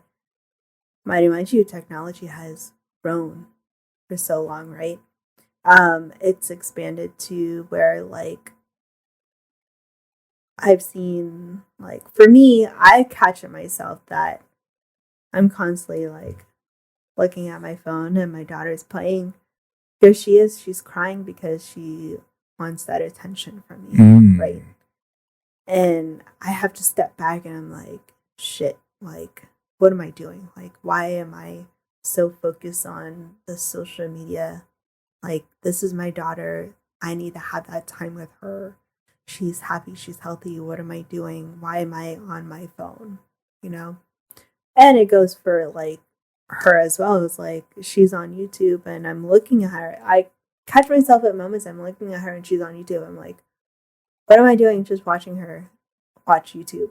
Watching her watch YouTube. We should be out at the playground, you know, having that moment. So when I get older, I'm like, oh yeah, I remember that moment we were at the playground and I saw you smiling. Yeah. When I was pushing on the swing, you know. Nowadays, everything has got to be documented, right? Like the whole Instagram thing, right? Like me hiking, like I'm checking all these trails of like fucking 3 miles, and I'm at the top. And like, I gotta document this shit. And I'm not documenting this just for like views and stuff like that, right? Like this is for like my benefit, right? Because photo albums aren't really an option anymore nowadays. You know, people don't print pictures as much as they used to back in the day. Right? You're not going to get Polaroids developed at CVS. And so you have the stuff on Facebook, right? That has the Facebook memories 1 year ago, 10 years ago, and stuff like that. And you're like, oh shit. Yeah, and Apple's really good. They'll fuck around and put together an album for you. Yes, right? Yeah. And so you get so focused on everything that's on your phone that versus what's in front of you. And you know, like I had that guilt that moment. I caught myself, I'm like, my daughter wants me to read her a book, and I'm here like checking my emails, checking my social media and stuff like that. I'm like, what gets you the most? Like what's the worst one for you? Social media platform? Lately it's been Instagram. Yeah. What do you like to look at? My algorithm is all hiking stuff. For traveling, right? So like, you know, you sent me the All Trails app. Yeah. And so my algorithm is all these hiking stuff like locally, because I'm like, I want to go to like a waterfall nearby that's not like fucking like 5 hours away and shit. So those are my algorithm, is like hiking, working out. Did you make it to Great Falls yet? I did back in the day. Oh, okay. I haven't done Great Falls in like a long time. But you saw the waterfalls at some point in time. Okay, I did, for sure. I actually did with Brittany. Oh, nice. Yeah, very cool. I did with Brittany a long time ago. But I've lately been focusing on Shenandoah. Yeah, there's so much out there. There's so much. I want to do the White Oak Canyon. Yeah, White Oak Canyon. Yeah. Are you going to go swim in the little pool? Yeah, that's what I want to do. I was trying to wait for like a hot date so I can just like jump in and like, I made it. And that's right at the beginning of the hike. So you don't even really have to hike a long time. Like you can hike half a mile and get there and then just jump in. Yeah, no, I want to like do like a hike where I'm like freaking like sweating. I'm like, I can't wait for this freaking waterfall, and just like dunk into the waterfall or like find a swimming hole. Yeah. You know, I want to do that. I want to do like cliff diving. Oh, you know what I mean? Like, yeah. I want everything outside. Right. Like I said back earlier, is like I want to do stuff that's outdoors. I never grew up to outdoor stuff. I was always like, oh my God, it's a snake, a spider. I can't do outside. You know, I was never a nature girl. There are too many other things living out here. Yeah.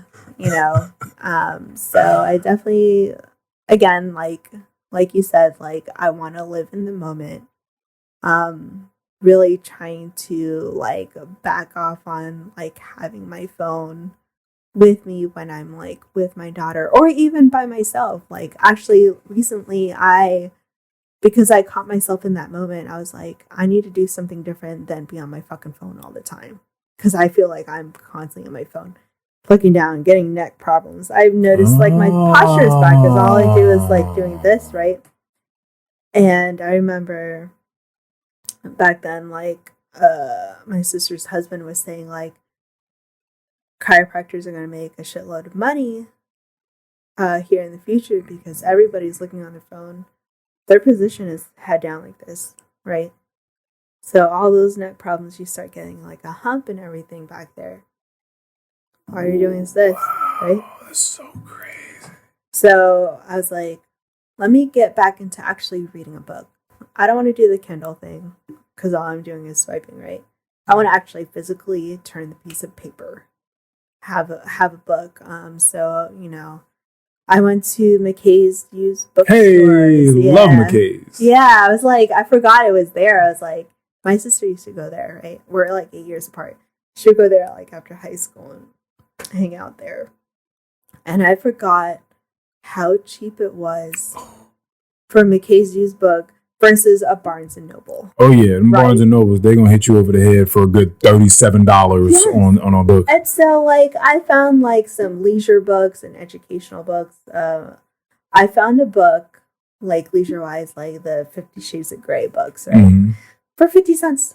Oh yeah. I got a couple of those. Well, not the 50 Shades of Grey books. I was like, oh no, I didn't get into that. But I definitely have run into some books that are like 30 cents here or $1.15 here. Yeah, it's insane. You walk out with 10 books for $10 sometimes. Like it's crazy. Right. I spent people going there. They buy video games, records. $20 on books. Right. Yeah. And how many books you think you got for $20? Probably the stack was probably like a stack of books for $20. It's knowledge right there. And you can go to Barnes and Noble, buy a $26 book. Yeah. One book. Yeah. Yeah. They usually they got like the newer books though. Right. What I mean? Yeah. So now that I've like invested in books, like after 9 o'clock, I would like literally try to put my phone on like airplane mode and then just put it away like across the room so I can just sit down and focus on like doing something for me. I completely respect people doing the Kindle thing. You can you download them all. Right. You got them all right there in one spot. Yeah. I would never act like I don't understand the efficacy and like the efficiency of that. But there's just certain things of the past. And it's crazy. I'm talking about books like of the past. Like, you know what I mean? Like what fucking day and age are we where I'm talking about books like it's an old ass thing. But there's certain things that for me, now I think for a lot of people, will remain valuable. Like I have a book right here, right? And a good friend of mine sent me this book, mailed me this book because I read it once and it meant so much to me. And they were like, I kind of never read books twice for some reason. I'm always like, well, no, I read that. I'm going to go to the next book. And she was like, well, here's what she read was, one, this is just a quote from the book. You are never given a wish without also being given the power to make it true. And then something from her, an option to read something again. Right? That's deep. It is. Yeah, she's kind of like that. But it's so great to have the tactile sensation of turning a page and like pressing down the pages to read, both pages that you're looking at and smelling the pages and seeing them flip and all that sort of stuff. Like there's something to holding that book.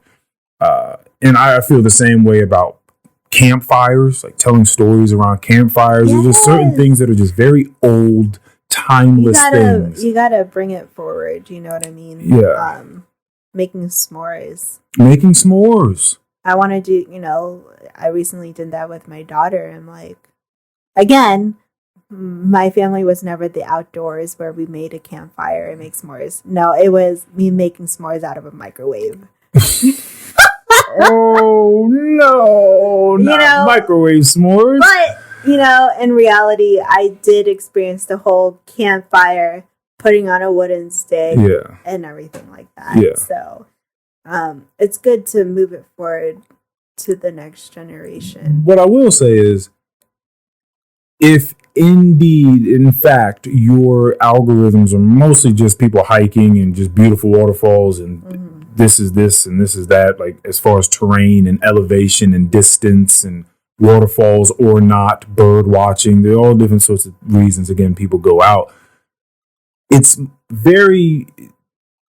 much healthier than a lot of other people's algorithms. Oh, yeah. And a lot of people are just looking at wildly toxic shit, just mindless things all day long. And that's a very different sort of algorithm. Right. So I understand still wanting to get away from that. Yeah. But at least you're not just reading just hateful things about like the other gender, like like fuck men, men aren't shit. I mean, I'm certain you see some of that stuff. Oh yeah, no, I still see that. Yeah. But majority of my algorithm is all like adventure, hiking, what I should check out in Virginia and stuff like that. Yeah. But, you know, you're never going to get away from that in social media, Right. whether your algorithm is this genre, right? And it's always going to pop up like on Facebook, especially like there's like violence and stuff like that. Like fights or yeah, there's like fights, you know, at like fast food places. Oh yeah, for sure. You know, yeah. the ratchet. I've seen people send me some of those. Like, oh, look at this spot at Popeyes. Like they got it popping in the drive-through. And for me, like that's a different tone in my day, and it feels that negativity. Even though like I'm not trying to ignore the situation that it does happen in this world, but I'm just like I'm like I want to steer from that because it's making my mood like change a certain way, right? Yeah, there's like, well, if people ever tell you like, oh, you're just running away from the truth, like you don't like to see like, what's going on. No, I just want to spend my time like the best possible way that I can. I only have, and this goes into contemplating your impermanence here. I only have but so much time in the day. Right. Like I can't, like how much time do you want to give looking at people fight at Chick-fil-A? Right. Like, you know what I mean? Like this is like, you know what I mean? Like how much time do you want to give towards that? Like, right. Like I don't need to watch. I know people fight. I know that happens. I know people are being shot. I know that people are overdosing on fentanyl. Like I know that there are all these things going on in the world. I don't need to just watch videos of it. It's not that day. I'm ignoring it either. You know what I mean? I'd rather spend my time scrolling on like other things, how my algorithm works, what I'm going to do for traveling. Oh, check this out for the unique Airbnb kind of stuff, you know. I do know that stuff exists. And, you know, like you have friends or family that do post those type of content, which is fine with me. Like, that's your social media. You're going to post all that stuff. Like, I'm not ignoring the situation. Like, this is what my genre is, and that's it. Like, everybody is also entitled to their own opinion. You can't consume everything. Yeah. Right? It's like, right. What do you want me to do? Like, what are you talking about? Like, I'm a regular human. Like, I can't consume everything. So there's going to be a bunch of stuff that you watch that, like, I don't care to spend my time watching. Again, a fine night. I have 8 hours of sleep. Who knows? Maybe I'm going to work for 8 hours that day or 9 hours that day. Okay, so that leaves me with what left? Okay, well, I'd like to exercise. Yeah. I'd like to listen to music that makes me feel good, or listen to a podcast that makes me feel good, or hang out and record a podcast with someone, like have a good time. I want to do things that interest me. I don't want to be stuck in a black hole looking through videos all day. And, you know, I'm guilty of it. I go by an hour, I'm like, shit, I've been looking at Facebook for an hour. It's crazy. Like, I could have been, like, cleaning or doing dishes for, like, 10 minutes and it's done. You know what I mean? Right. I get so stuck in a black hole. Like, for me, like, I've never had a TikTok, never had an account with TikTok or whatever. But I hear people who do have that. They're like, I'm in a black hole. 2 hours later, they're still like scrolling through videos. Yeah, I try not to be super judgmental about that sort of stuff because, one, I don't know what the fuck someone else is going through, but if I had that sort of stuff, like if I had a TikTok, I think there might be a TikTok for this pod. No, there is a TikTok for this podcast, but I think I deleted the app. So I don't know if it deleted the account or not. But either way, the point being is that if you were looking at something for an hour and scrolling, right, and your algorithms were so good because you've been so mindful with the way that you're interacting with it, that you walked away from that hour of scrolling with like 4 new recipes that you're going to make that week of just like new breads and desserts and dinners that you're going to actually make that feed you, or you learned some stuff like how to fucking change a car battery or how to mount a TV or something, like you learned some cool stuff and you walked away and you felt fulfilled. Like, yeah, I learned some shit in that hour. That was cool. It's just the fact that I feel like most of the time that's not people's experience. Like you walk away from that hour scrolling like, Well, okay, did that. Now what do I do? Right? Like it's just malnutritious. Right. Like you just nothing. There was no substance to it. You gained nothing from it. You walk away empty. And if you're feeling that, that's probably what the issue is. Right. You know what I mean? Your day goes by and you're like, shit. Okay, so I just wasted half of my day on TikTok. Or Facebook or like Instagram, like any video reels. Like Mama Lee will tell you she used to scroll like at the beginning of quarantine. Mm-hmm. She would scroll for 8 hours a day. Mm. She realized she ran out of content. When was the last time you were talking to someone and they tried to refresh their feed and they were just like, there's nothing left? Ooh. Like you scrolling on Twitter so much, she had to put her phone down and wait a few hours for more things to happen in the world and for more people to post things that clearly she followed. She clearly just didn't, her sphere wasn't large enough because there's always shit going on Twitter, right? But the fact that whatever she was following, whatever she was engaging with, it ran out, it depleted. And it was just like, you have run out of content. Like you. That's like, crazy. Whoa. Never heard of that. I never heard right? That. That's what I'm saying. So she would wake up and she's hanging out. And then if you start by like noon, mm-hmm. Say you wake up late because it's fucking quarantine and you don't got shit to do. So you wake up super late in the day and you start 11 o'clock, 12 o'clock scrolling. And by the time you're done scrolling, it's dark outside and it's time for you to go to sleep. That's crazy. That is. And I think definitely like with quarantine, because she couldn't do anything else. Everything was shut down. The malls, the movie theaters. Well, she figured out alternatives. Like she realized it was an issue and she was like, okay, picking up yoga, started doing yoga for the first time in her life, figured out what like a FODMAP was, which is just something, it's a way of eating pretty much that is most beneficial for her, someone that has irritable bowel syndrome, right? So she found out all these things that irritate her stomach, right? And she changed her diet, dropped 40 pounds during quarantine. That's great. Exercising, yoga, meditation, started reading more, listening to podcasts. Like she changed everything in that time. So it's not that it wasn't there for her. Like these opportunities are always there. It's just what do you want to spend your time doing? So it's going back to that intention again. Right.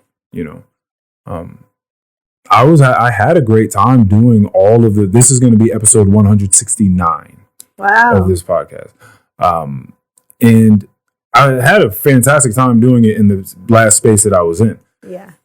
But the intention changed here, like building a spot in, like, as I said, it would happen, bring up our dear friend again, Keon, when he moved into his most recent house, right? Because him and his fiance now have purchased a home together. Right. He started making it and he would talk to me about it with these fucking sparkles in his eyes. And he'd be like, I'm looking at doorknobs online. I'm going on Home Depot. I'm looking at light fixtures. Like I'm about to change the refrigerator up. Like he's just looking around and he just wants to create his home, right? With his woman. And I was like, yeah, it's not really for me. Like I get it. Like you're creating something. That sounds awesome. And still to this day, I don't really care too much about what's going on outside of this room. Like that's all her. She can do whatever she wants to do this place, which is why when she was like, I didn't know what this place looked like until I moved in. For me, I'm so minimalistic. I don't care. Is there a room that I can put a bed in? Is there a refrigerator? I need bare minimum things to just kind of be okay. Yeah. Right. So it's like, I know that whatever you get is going to have to meet your standards, right? Which are way above mine. So whatever you get is going to be great for me. Right. You know what I mean? So you go figure out what house you want and then just let me know what day we're moving. And I'll meet you with the truck and we'll move this stuff in. And that's what happened. But when it came to this room in particular, and I was like, it was the last room to get put together. Everything else got put together. And this was a storage room. And she said we had like fucking headboards in here for a bed that I don't have anymore, and just a ton of boxes and shoes, just a bunch of random, all those little itty bitty things that you don't think about when you're moving, like not the big pieces, all those little fucking things. Oh my gosh, yes. And it was just stacked up to the ceiling in here. And so cleaning this place, cleaning all that out, putting the paintings up on the wall, getting these sound absorption panels, putting those up, getting the table and the cloth, and slowly piecing together what was going to be something that was meant strictly for this, like my art studio, right? Brought so much energy to this place and reinvigorated me in a way, again, my giddiness, that I didn't see coming. And now sometimes I'll just come in here, I'll just sit down and just look around and be like, damn, the intention is different here. And I made it so that this room is specifically for this thing, and it feels like it when I come in here. That's good. And it feels better to do it, and it's so much more fun. I mean, this is the first time I'm doing it, but let me tell you, this feels so much more fun and so much more apt for what it is I'm trying to do. Oh yeah, the aura is definitely different, I'm sure. Like, did you ever do like a before and after picture? Oh, what does the room look like? Is like shitty? Yeah, to like what you created in this room. I wonder if we have a video of like what I don't know. I not intentionally. Yeah. So there may be a video of this place looking like shit. Right. Just because we were just videoing. So maybe, but I definitely didn't do it with intention. You never know. Like you kind of figured like you kind of want to see like that physical documentation of what it actually looked like to your podcast, video podcast, to 169 episode. You know, like how far along you came to get to this point. Oh, you know what man. I mean? It started with Keon and I just talking on the phone to one another. It gives you that moment of like, I came this far and I'm freaking thriving. You know what I mean? Like you have that pride moment, you know? Yeah. And like you said, like we've been talking about, it's like you kind of want to live in the moment, like where you are now and stuff. And sometimes you want to think back of like how much it has changed when you did your first episode, like you said, from the phone to now. Yeah. You know what I mean? Yeah. It was just Keon and I on the phone with our headphones in, just like, hey, what's going on? I couldn't see him. We're not even FaceTiming. We're just calling, just audio calls on our phone. Just like, hey, what's going on, man? You know, like it was so terrible. So terrible for so long. But so it is very interesting. And that started, what do you know, 2020 as well during the quarantine. Yeah. We started a little bit before, but when we started releasing it, that was during the quarantine. It was like May of 2020 is when we first released. And it is absolutely amazing being in here. It feels great. And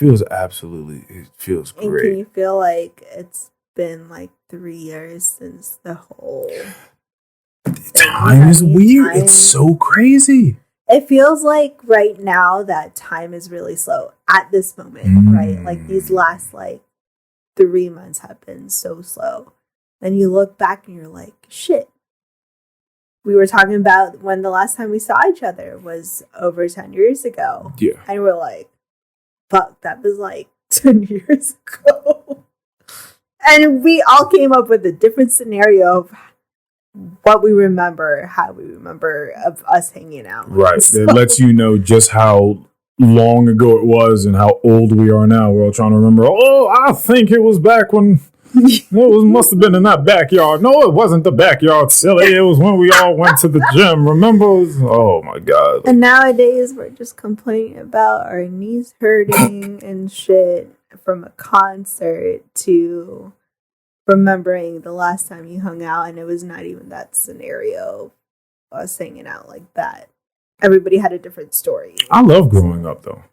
I love getting older. I feel like, again, with the impermanence thing, the way I feel about doing something you love, it hurts me that when everyone isn't doing that, right? Whether you're monetizing it or not, the fact that everyone doesn't have something that once, twice a week they do that is just for them, and it's fun or it's artistic or it's creative, but it fuels you in that soulful sort of way. Because I made this to feel fun. I made it to feel like, so when I come in here, I want to do this thing. Right. Right. It gives off that energy. Like, yeah, this is fucking fun. We got some mimosa going, some Crown, and we have a refrigerator, like, so we can keep things cold. And like, I like that this is built for this. It makes it a fun time to do so. So you kind of have to create that space to entice yourself to want to do the thing that you want to do. Right.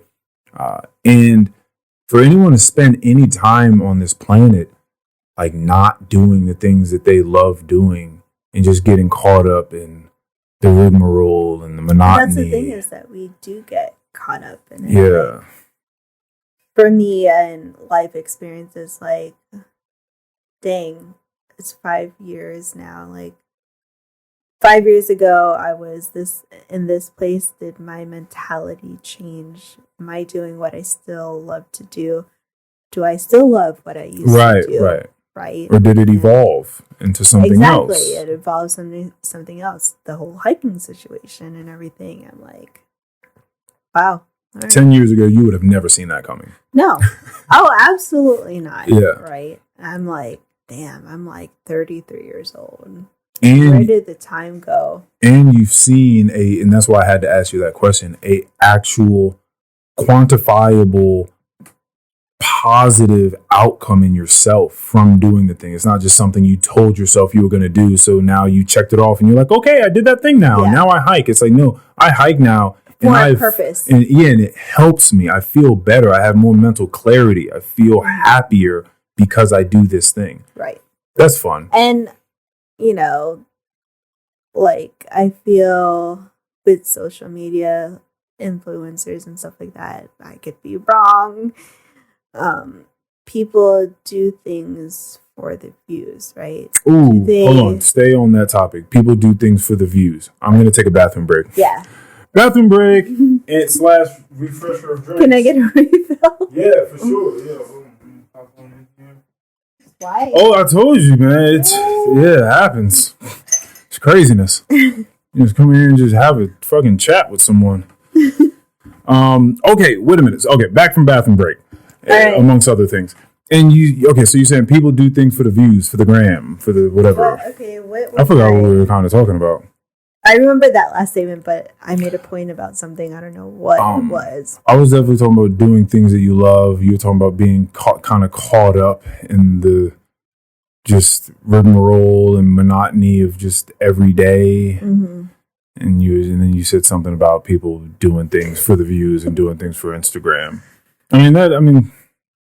Yeah. Okay. Yeah. Living in the moment versus like I said, like the whole social media. Everybody's trying to get like the views. Everybody wants the numbers, the views to get like famous and everything on social media and stuff like that. People. Are they doing it just for the numbers, but they're not really enjoying it the moment that they are there? You know what I mean? Yeah. Like, for example, like the whole traveling, like you see people going to like Thailand or like Greece and stuff like that. I get it. Everybody's there to show off where they are traveling, right? Yikes. You see the women in their like bikinis and you see butt cheeks and a lot of butt cheeks out there. A lot of butt cheeks. A lot of butt cheeks. Everybody's got two. People are there for the social media to get the likes and the views and everything. When I was in Virginia Beach this weekend, right? I remember I was there at like 5 o'clock in the morning to look at the sunrise. I woke up there to look at the sunrise, right? Because nobody wakes up at fucking 5 o'clock in the morning to go watch the sunrise on the beach.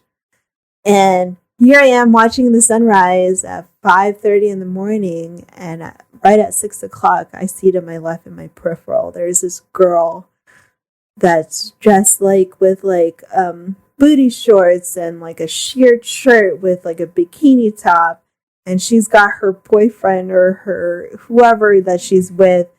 She's arcing her back and like, like doing it for the gram and stuff like that. Again, that kind of just goes from what we were talking about, is like, are you living that moment of like, you're taking that fresh of breath air and living like, hey, I'm seeing a beautiful sunrise. I'm really appreciating what I see, versus I'm just here for the gram. Yeah, like I get to document it. Everyone else gets to see. I know. I just hope that they're happy. Because right. I don't fucking know. Like, so. Yeah, I don't know either. Like, I don't. I just hope. I hope that they do feel that they are appreciating that. But then moment. You talk to people sometimes, and they'll be back from a trip, and you'll talk to them, and they like it doesn't seem like that. It's like you'll see the things when they're there on Instagram, and it's right. like, oh, it looks like they're having a great fucking time, right?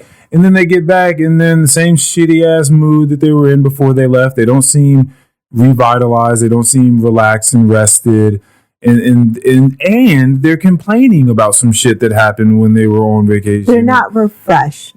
Definitely not refreshed. You know how like back in the day, people go on vacation to clear some stress. Yeah, people used to say R&R, rest and relaxation. Yes, that's what they used to say. My question nowadays is for those people that do that. Are you living in the moment, or are you taking in that fresh air? Do you ever go to a certain location, you're like, you just stop and you're like, this feels amazing. This view looks amazing, right? Or it's kind of like, hey, take a picture real quick. It's going to take me 20 minutes to upload this video reel and Instagram stuff. No, you know what I mean? Because you're looking through filters and like captions and stickers. You got to have that perfect image to get that certain number of like, you know what I mean? Like, I didn't even think about all that. You're right. Like you're trying to make it like like you're trying to capture it as best as possible. Because if you've ever been anywhere, you realize that the picture never does the thing justice. So, but you're trying to make it that as much as possible. Right. To make it more beautiful than it really is in person. Right, which is impossible. Yeah. Which means it is going to take you, you're right, the next 20 minutes trying to bring that to life. Perfect post to get that numbers that you know. The things you're talking about are so crazy right now. The perfect post.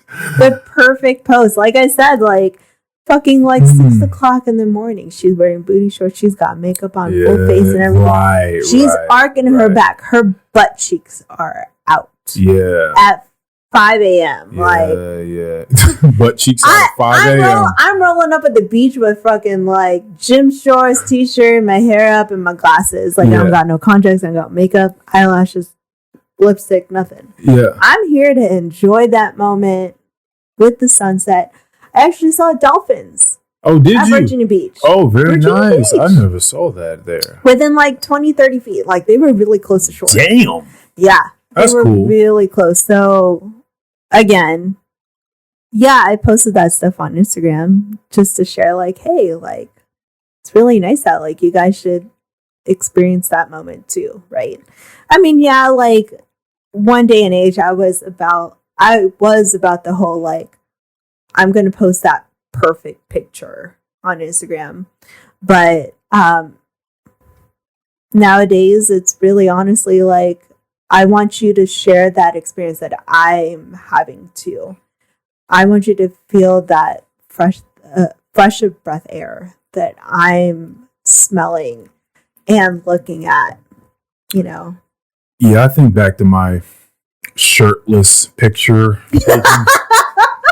Days in the gym, like just got out of the gym sweating. Right. You know what I mean? Pull the locker mirror back right at the right angle. I'm like, what? And oh my gosh! It's like, what the post, fuck were you doing, Earl? You look at your post like 10 years ago. You're like, wow. Yeah, that's like, what else is there to say? But it's like, okay, that's where you were 10 years ago. Like that's what was on your mind. That's Right. You know, that's maybe how hurt and insecure you were.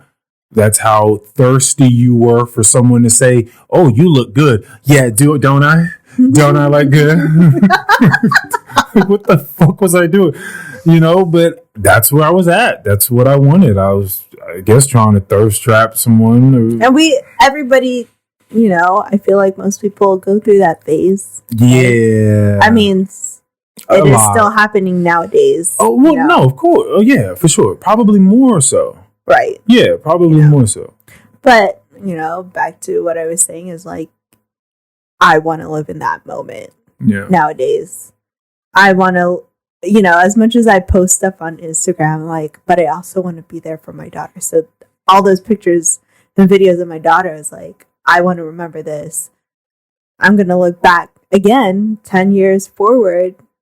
I'm going to look at posts 10 years ago. I'm like, oh, I remember her being like a baby and we had this like moment together. Is that the hardest part of social media for you, that you feel like it takes away the time that you ought to be spending with her? Is that like that? Oh yeah, for sure. Because I feel like, again, I feel like I'm in a black hole and I'm like, shit, I can hear her like whining or acting up because I'm not paying attention to her. Yeah. And, you know, I do feel bad and I feel guilty, but it is also kind of a reminder of like, I need to be in that moment because she isn't going to be 2 years old forever, right? Yeah. She isn't going to act up like the way she is now, you know?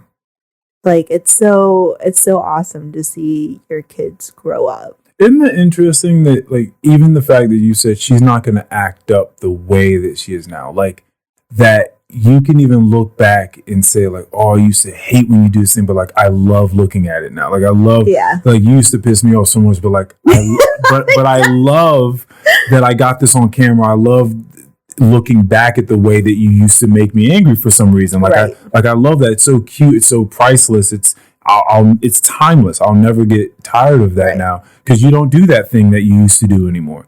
You know what I mean? And that's so interesting because I have often thought about that when it's come to jobs.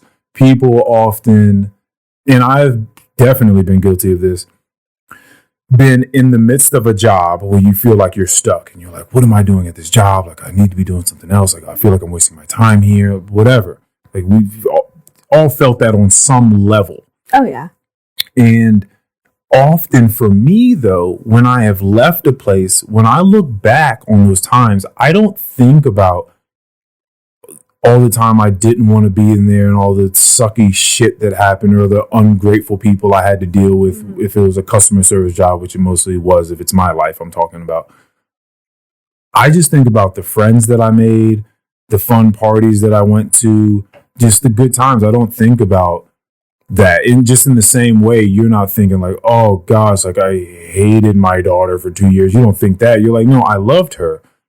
She would piss me off every now and again, but like even looking back at those times now, it makes me smile. Right. So when I look back at these times that I felt like were unfortunate times, there was a time I speak about where Keon and I were easily the brokest we've ever been. We were living together. 2004. It was November 4th, 2014. Easily the brokest day of my life, and the brokest day of his too. And we had just paid rent. Like we had just scrounged up all the money we had and paid rent. We were like, okay, we got another month in here. And then we both happened. I think he got either a promotion or moved to a different job, and I got a different job. So then our money went up, and then we never had to experience that again. But when I look back at that time and I tell that story and I remind him of it, we just laughed to each other. We just laughed and was like, remember that there were 2 bottles of water in the refrigerator and maybe a bottle of ketchup?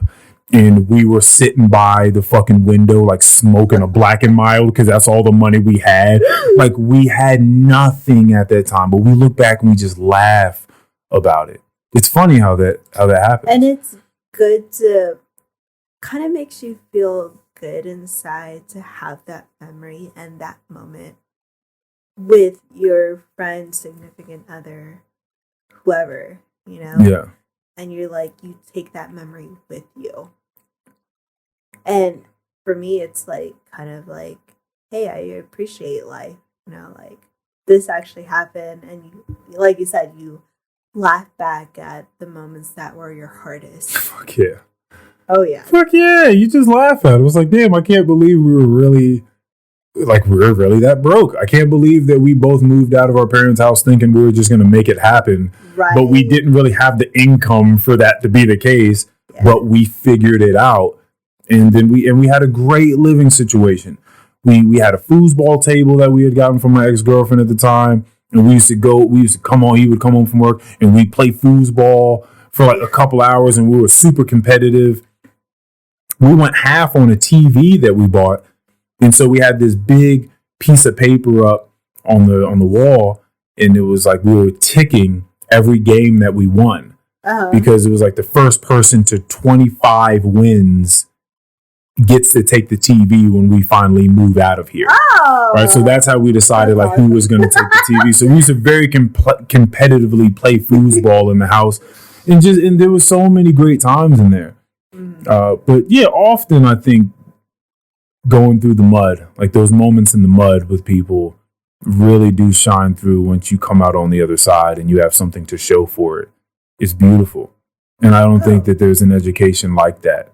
I think that there's other education, but there's not an education like being forced to have to figure some shit out because you don't have. And I hope that, like, people do have that mentality of, like, hitting that, like, kind of tough spot in their life, and they're, like, now appreciating or realizing, like, I'm gonna be all right. Right. Because that's what it... Hold on, let me pull this closer to you a little bit more. You're very light-spoken person. Sorry, I am a very soft-spoken person. Yeah, that's what I meant. So, see, again, you're coming up... You keep giving me the right words for stuff. You telling me that you're not good with words, and you keep giving me the words. Ventilator was one of them. Soft-spoken. Yes, you're very soft-spoken. I'm a very soft-spoken person. Some people say I'm not. Some people say I am. Well, some people think you're loud? Yeah, and I'm like, really? Because I really... Is there like some other part of your life where you're louder or something? Like, maybe when you're bowling? Maybe I'm just more comfortable with that person. I don't know. Yeah. I don't know. Yeah, maybe that's what it is. Probably. I just have moments. I'm up and down. It just depends on what sort of mood I'm in. Sometimes I'm chilling. I don't know. I've always felt like if I was loud, I was rude. But loud is really regular for everybody else because I'm a very soft-spoken person. I can't sing for shit. I took singing lessons like twice. I lived down in Florida for a little while, around the age of 21. And I thought for some reason that I was about to be like a singer-songwriter, guitarist. Yeah. Yeah. So I took some singing lessons, and and the first time I've said that on this podcast. And when I went to take the singing lessons, the lady was telling me, she's like, Earl, everyone can sing. Singing is simply allowing for the voice to come through, right, and hitting different notes. Like we can all do, like you can scream, right?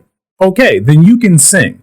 It's just you haven't been trained how to do it in a way that is pleasing, right, to people. But like, all it is, like people, if you fucking hear Adele, someone like you, like people, they're just, especially someone like her that's a powerhouse. Oh yeah, there's a sense of screaming, but it seems controlled and like very technical, right, which we call singing. Yes. She's like, people at a very young age usually can be a little loud, right? You go to a daycare, you might think it's loud in here. Bunch of little fucking kids, your hand, foot, mouth, and shit going on in here. They're fucking little savages running around screaming. She was like, but what happens is time wears on them. People, adults wear on them, and they say, shh, stop, shut your mouth, stop, lower your voice, inside voice, hey, be quiet, blah, blah, blah, right? And that happens over and over and over. So people get quiet and quiet and quiet and quiet and quiet and quiet and quiet. And so you're like saying I was a very loud child. You may have been. Who knows? Do you have any documentation of that? Like what you were like when you were a child? All I remember as a kid is I got in trouble for talking a lot. See, that's So maybe I was a loud and then child. It was like, you're talking too much. It's like, okay, like I shouldn't talk as much. I'm just traumatized, and I'm just now a soft-spoken person. Sometimes that's the way it happens, and like we don't really think about it unless you go into therapy or something like that and try to, bring up what traumatized you in your childhood. Right. You're not dredging up old memories. Like most people are not trying to take time to dredge up old memories from when they were a child or all that and like how it made them who they are today. But a lot of times it's because a lot of people told you to shut the fuck up and stop being so loud, or at the supermarket, you're embarrassing me. I'm not getting you the ice cream. Stop asking me, right? Yeah. And that happens so often that a lot of people, it like dims people's light a lot of the time. So then you're just a little bit quieter, or you don't speak to people at all, I feel like I've always been like a background, not the social butterfly and stuff. But then I have other people that tell me I'm not soft-spoken. I am loud. But I don't know, maybe it's just because when I'm around them, I'm a different it's because they're around you and you start having a couple of the Crown Royals. Yeah. I'm not a different person when it comes to Crown Royals or drinking and stuff like that. Maybe like because I'm not drinking 24/7. So what do you like to drink for? Like, what is it? Like, what's the sensation that you get from drinking that you feel like you enjoy most? Right. I mean, I know a lot of people look at it as a social lubricant. So if they're not really good at talking or whatever, it's like, well, once I have a couple of these drinks, it's not gonna fucking matter. Like, I'm gonna fucking start talking to you, and you're gonna get all of me. You know what I mean? So, and I'll deal with the ramifications later. That's a lot. It's just sometimes it's just easier. It's just easier to talk. You don't have all these inhibitions you're talking about. The whole social lubricant when it comes to alcohol and stuff like that. Have you ever seen those like memes or like videos of people who are like introverts, but when they hit the tequila or like any alcohol, they're like straight up like extrovert, like, yo, what up? Like it's like that. It's like that. If you go on. So is that like your true self? You know what I'm saying? Like with the alcohol influence, or that's scary because people feel that way. Is that who you really are? I remember The Weeknd having a line like that. I forgot what song it was, but he was like, "When I'm fucked up, that's a real me. It's a real me." Right. Yeah, but he was just pretty much saying just like when I think. I'm trying to think about what song that is, but he's really saying like, yeah, when I'm fucked up, like that you're reading. Right. You're is that like me. Is that the real? I think or that the word real is. Yeah, I think that the word real is like it's an iffy one. Because if you're asking me, none of this shit is real, right? But it's all real at the same exact time. So you not thinking about the future, right? Because that's when you're a child, you don't think about the future. The future doesn't really exist to you. Right. It's like, it's what I'm doing right now. Like I want candy right now. It's just like, well, if you have candy right now, you're going to ruin your appetite and you're not going to eat what's healthy and what's good for you. They're just like, I don't give a fuck about what you talking about. I want the candy right now. Right? That future thing it's not a thing. So it's sort of like saying, well, is it real? Is the future you real? Well, no, because it's not there yet, right? We're not talking about parallel universes or any of that other shit right now. We're just talking about like just very basic. That version of you is not there yet. The you tomorrow doesn't exist. Only you right now does. Mm-hmm. You in the past doesn't exist. Only you right now does. Unless you say the you in the past exist in a way where it made you who you are today. So your memories are real, right? But how real are your memories? Maybe you've made some shit up. Maybe they've been converged like I did with our stories of how we met each other. And like some of them are like some mix of a dream that you had one time. Not connecting the dots, but they are connected. Yeah, but you're connecting them anyway. Like... So, like, you don't know how much of you is real or not. Right. And, you considering what you could be or what you ought to be in the future Like it seems like a smart decision. Even though the future is not guaranteed, you certainly want to act like it is to some degree because you've lived so many days where you went to sleep and then you woke up the next morning. So you kind of want to plan on waking up tomorrow as well. So you kind of want to plan for that to some degree, but you also want to live here in the moment. So it's like, what's real? What's not? If you have a dream or a psychedelic trip, people might say, well, that's not real. It's not real.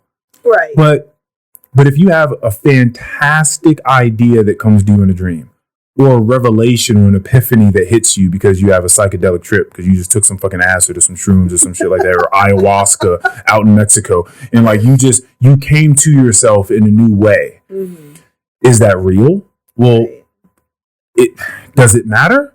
It's effective. It means something to you. Is there like some type of ambition, like hidden ambition inside of the revelation? Mm-hmm. There could be, like, you could have some experience that says to you, you know what, you need better people in your life. The people in your life are not good. They seem like they're good, and maybe they seem like they're good because they reiterate and reinforce all the things that you already tell yourself. So they're just like, oh yeah, girl, you're perfect. You know what? Fuck him. He don't know what he's talking about. He crazy, and you're perfect, and you don't need to change nothing about yourself. And you're like, that's a good friend right there. But what if you do need to change some things about yourself?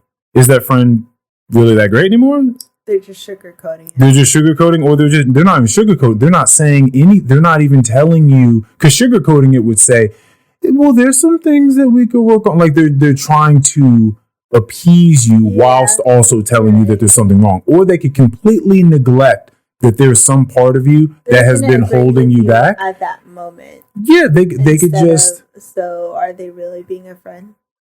That's what I'm saying. So you might come to the revelation of, oh shit, they've just been feeding me what I wanted to hear because they're afraid of confrontation and they don't want to tell me that I was actually a bitch last week, or that I was treating that waiter incorrectly, like I was rude to that waiter when I snapped at him and told him to come over here and refill my drink. Nobody likes confrontation. You know what I'm saying? So because of that, it's like, well, maybe I want people around me that will tell me when I'm not being the type of person that I want to be. Mm-hmm. Right? Like, what about that? So if you have that sort of revelation and that happens because you took a substance, should you neglect that revelation just because it came from something that is quote unquote unreal?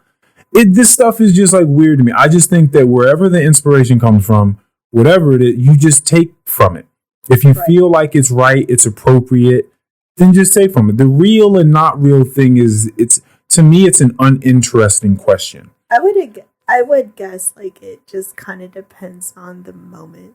Okay. Too, as well, or maybe the topic. Mm-hmm. Such as? Give me one. Well, I'm thinking.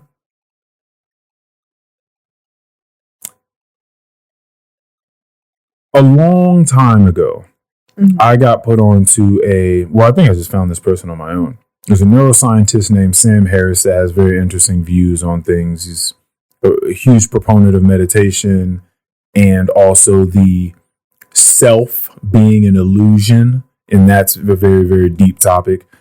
But either way, I was listening to this guy speak when I was like 20 years old, 21. And he said, when people ask the question, what is the meaning of life? He's like, to an observer and a scientist, that's an uninteresting question. And I feel like a question that is a waste of time. Mm-hmm. Because it's a question where you're not going to really get an answer. A much more interesting question would be, what brings meaning to our lives as humans, as individuals? What brings you meaning? How can you attain that? What is worth giving your time and attention towards? As opposed to there being some overlaying meaning of life for everyone. Like that, like what is meaning, or how we detect meaning and absorb and experience meaning is a much more interesting question, because it's a question where you can actually follow that lead. Right. You can actually start to figure that out. But just what is the meaning of life is just a question. It's just a philosophical question we'll just talk about forever. Right. But it's nothing you'll ever put a pin in and be like, this is the meaning. The other question is more like the value of your answer. Yeah, it's something you can actually do with it. It holds some real weight. Right. You know what I mean? It's something you can actually you can make applicable to your everyday life. Like, what brings you meaning today, right now, and in this moment? Everybody has a different answer. Exactly, but it's an answer that you can actually answer. Mm-hmm. Like, it's something you can actually figure out. Yeah. Right? And so for me, it's the same thing with the reality thing. Like, is it real? It's uninteresting to me. It's an uninteresting question. I understand. Like, I don't care what's fake or what's real, however you want to dice that up. That's an uninteresting thing to me. To me, what you can use seems interesting. So, was the dream fake? Was it real? Sure, it was fake. It was real. I don't care. But it was. It existed in some space, right? Within consciousness. I know that. And I can choose to learn from it or take some inspiration out of it, and I could put it on a painting if I wanted to. I could dream some shit and put it on a painting. So, is the painting real? Well, the painting's real. Why? Because we can touch it, because we can all look at it. But the place it came from was a dream that I had. That was, you would call, unreal. So, okay, so I made something real out of something that's unreal. So it doesn't matter to me. You draw inspiration where you draw it from. Right. You do what you do when and if you do it. Yeah. You know what I mean? That's more so the way that I feel about the reality. It's all weird. Some people think that all of this is a simulation and we're just inside of some big computer game, or that some highly intelligent alien somewhere, or maybe future versions of humans made. Like the real world or something. Yeah, it's just like a reality TV show. Like, look at these little motherfuckers over here. You're talking about the meaning of life. Motherfucker, I made your life. You don't even know it. Stupid ass. You know what I'm saying? Like, we don't know it. This is, yeah. You're probably looking at us like, look at this. Yeah. Like, how would we really know? When I play these video games these days, right now I'm playing Hogwarts Legacy. I don't know if you were a Harry Potter fan at all or not. I wasn't really a huge one. I watched the movies. I'm not like a diehard, but I've watched it. Yeah, like I'll put it this way. I went to the movie theater to see like one of the last movies that had come out for it. But I also, unlike a lot of the people that were there, did not have a fucking hat, a wand, a broom, cloak. They came up wearing that? Come on. Really? This is a cult following. When you get to a level where that it must be the most like followed book series of all time. It's just gotta be. Like, what else could beat that out for a novel that went on? Like, I mean, what else even comes close? Maybe Game of Thrones, but I don't even think so as a book. I think as a TV show. Right. But, like, as a book? Lord of the Rings. Maybe Lord of the Rings. 50 Shades. But I bet you if you go watch a Lord of the Rings movie at the movie theater, people also in that motherfucker looking like Lord of the Rings characters too. So that's what I'm saying. Like, on this level of cult following, yes, people dress up. They go there. They got their cloaks, their brooms there and there, swinging shit, the wands around, and Harry Potter casting fake spells. Fucking money, because I remember I was 11, 12 years. Whenever I went to Florida, I went to experience the Harry Potter thing within Disney or something. Isn't it like in Disney or part of Disney? Universal? Yeah, Universal. I always mix all these things up. Whatever. Yeah. Either one. But I was shopping at the store, and you know how much the robes were? And this was like almost whenever the first Harry Potter came out. Oh, this is a long time ago. Right, a long time ago. And they first built the whole Harry Potter, part, and it was like over $100 for a robe. That you're probably not even going to be wearing every single day. Like, hell no. You know what I mean? I'm like, it's a memento. It's something that people are gonna. I talked to a guy the other day that says that he has bags and bags and bags of Beanie Babies. When was the last time you even heard the word Beanie Babies? Actually, I was watching a documentary about Beanie Babies. Yeah. What'd you learn? Not just solely Beanie Babies, but like it was something on like Netflix or Hulu. But it was documentaries of people like selling like nostalgic items. Right. Collectible items and what their value is worth. And I heard the word Beanie Babies. Like you said, I was like, the last time I heard Beanie Babies was actually the time I like watched a documentary, and I don't remember like how much the value ended up worth because there was two separate people that invested in Beanie Babies. And it was kind of those like storage wars where they like, oh, I saw these Beanie Babies, let's see how much they're actually worth. Okay. Type of documentaries. I never like saw the ending part of it. Yeah. But I'm certain it can sell.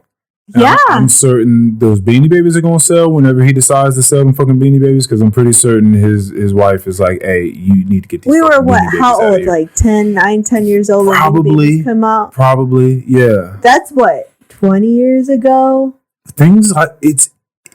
It interests me. One of the things I love most about doing this podcast is like you talk to people and you just there's so many different fucking stories out there, and there's so many different things that people can be interested in. Mm-hmm. And so the fact that people just love to collect things is funny to me.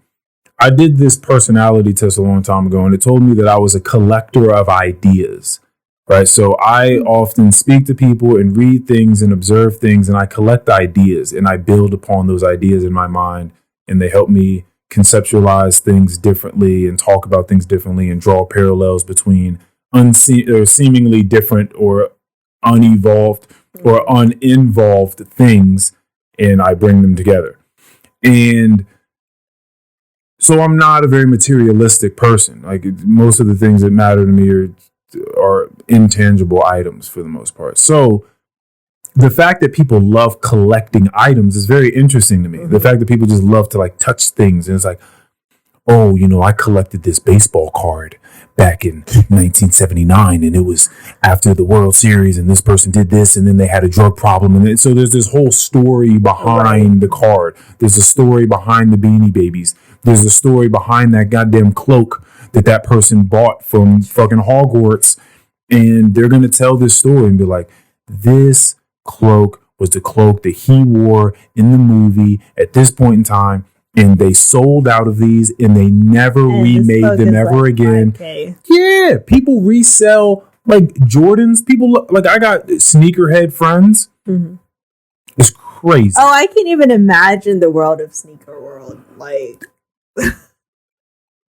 it's crazy. I have a friend back in San Diego who is a sneakerhead, and the collection is from like the floor to the ceiling. To the ceiling? And it's crazy. And it's not that I'm guessing it. I'm just like, do they have like a closet full? I'm baffled of like how many you have more shoes than I do, and I'm a woman. Right. And I'm like, I'm pretty basic, you know what I mean? I got my Chuck Taylors, my Hey Boots and stuff like that. Yeah. But he's got everything. So and probably wears 10% of them, if that. Maybe once every like 6 months to keep that value of that sneaker. Yeah, of course. Yeah. You can't be wearing all of them. And he would tell me like he would like sell these sneakers for like this amount of money. I'm like, and people pay for them. People, like, when Kanye would drop these Yeezys, people would go buy them for however fucking many $100 or whatever that they are. I can't even imagine. And then they would resell them for thousands upon thousands of dollars. People fucking pay for them. Yes. Because to them it's a store, it's like it's a piece of time. It's sort of like when people do those time capsules and they put a bunch of stuff in some fucking thing and put it underground and hope like somebody's going to find this. And then it's going to be 10 years. And they're going to be like, oh, wow, look at the things that were going on 10 years ago that they were interested in, the things that were popping at that point in time. There's a fucking pager here. You know what I mean? Like, who's going to have a pager these days, right? So unless you're a doctor or a nurse. Right. So it's interesting what goes on with time and how things accrue, like how value accrues with time, depending upon and things come back around too, which are always weird. Like all these retro things that then people want again, like whether it be shoes or hats or glasses or snacks. Like what? Have you ever noticed like the whole spiel of Dunkaroos? I remember Dunkaroos. Okay, Dunkaroos, right? I was at 7-Eleven the other day. They were selling one piece of the box. I usually get like in a box, right? Like 6-pack or whatever. One box for like $3. Dunkaroos, like nostalgic snacks. I'm like, and people pay for these like nostalgic snacks, you know? That's hilarious. And it's not a nostalgic snack. It's not the same quality of snack how it was back in the day. Because I remember I tried one, and it wasn't. You're like, this ain't it. This ain't the same shit I had when I was 7. Yeah, exactly. But people pay for it. This isn't the top secret Krabby Patty formula. This is some whole other shit. Exactly. So, you know, like it even comes to like snacks, nostalgic snacks. Yeah, I wonder if people still buy Lunchables, so I guess maybe Lunchables can't quite be that nostalgic snack yet. My friend that is a grown man, boom. Well, see, at least, but it's I know a grown man that buys Lunchables. I'm like, what are you doing with these? And one day I definitely got high and I ate a couple of them, and I was just like, this is crazy. Like, this is crazy that you would bring this to work and think that this is going to be like your lunch on your lunch break. That you're gonna unwrap, you're gonna have a Capri Sun, yes, one Reese's cup, and a little bit of like some fake ass mozzarella cheese that you're gonna put on this little pizza thing. So crazy about the pizza Lunchables. I always ask my mom for those pizzas. Yeah. Because wasn't so good. You wasn't for like the ham and cheese cracker. No, man, I try to be basic. I want that pizza. I want that tomato sauce. Yep, it's just tomato sauce and that little mozzarella you sprinkle on there. Now, what I did was I kind of freaked it out. Like I put it on in and I threw it in the air fryer for a couple minutes, and I really tried to bake a little like these little pizzas. Oh, let you know how high I was, and like I clearly didn't want to leave the house. I was like, "What we got in here? Fuck, you got some Lunchables. I'm gonna make it happen." In the air fryer. Was it good? It was. I was high, really, so I was like, "This is delicious." I'm like, this is more than enough for me right now. Like, this is delicious. Got a Reese's cup too, and a Capri Sun to wash it down. Yeah, man. No, that's crazy. You can't keep eating like that, man. Okay, wait a minute. So now that you know that you're allergic to so many things because they've pricked you with these little acupuncture needles, right, full of these little sesame oils and all this.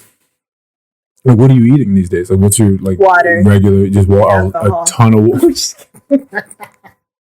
Do you actually drink water? Because I tell you what, that water bottle's been sitting there right there. I think you may have taken a sip, or I may have just filled it to that point. The stills cracked, so yes, I did take a sip. Okay. I did. I do enjoy H2O. I learned that filtering the water is extremely important. Yes. Right? Because when you just drinking, like I said, the water grade here is very different than where I came from. It tastes very, very different. So I filter everything. So this is all like Brita filtered water. But that even when you filtrate the water, you filter out so many of the necessary minerals that you're supposed to have. So then you have to like try to repack. Now this is me being very bougie and very, like, you know, this is first world problems for real. Like, listen, I understand. It's like, well, you got to filtrate the water, but then after you filtrate it, because you've taken away so many of the necessary minerals, right? You got to put some back in. So the way you do that is I make a little garden. I have a water bottle, like a 32 ounce that I take around with me. and I put a little fresh garden in there. Some sliced cucumber, some lemon, lime. I might throw a little orange slice in there. Some mint. Throw some mint leaves in there, and you revitalize it with the fresh fruits and vegetables. So I try to drink a ton of water. Yeah, water is good. It's good. It's good for your mind. It's good for your skin. It's good for your whole system from top to bottom. It's good for all of that. I am not against water whatsoever. Yeah. I just like to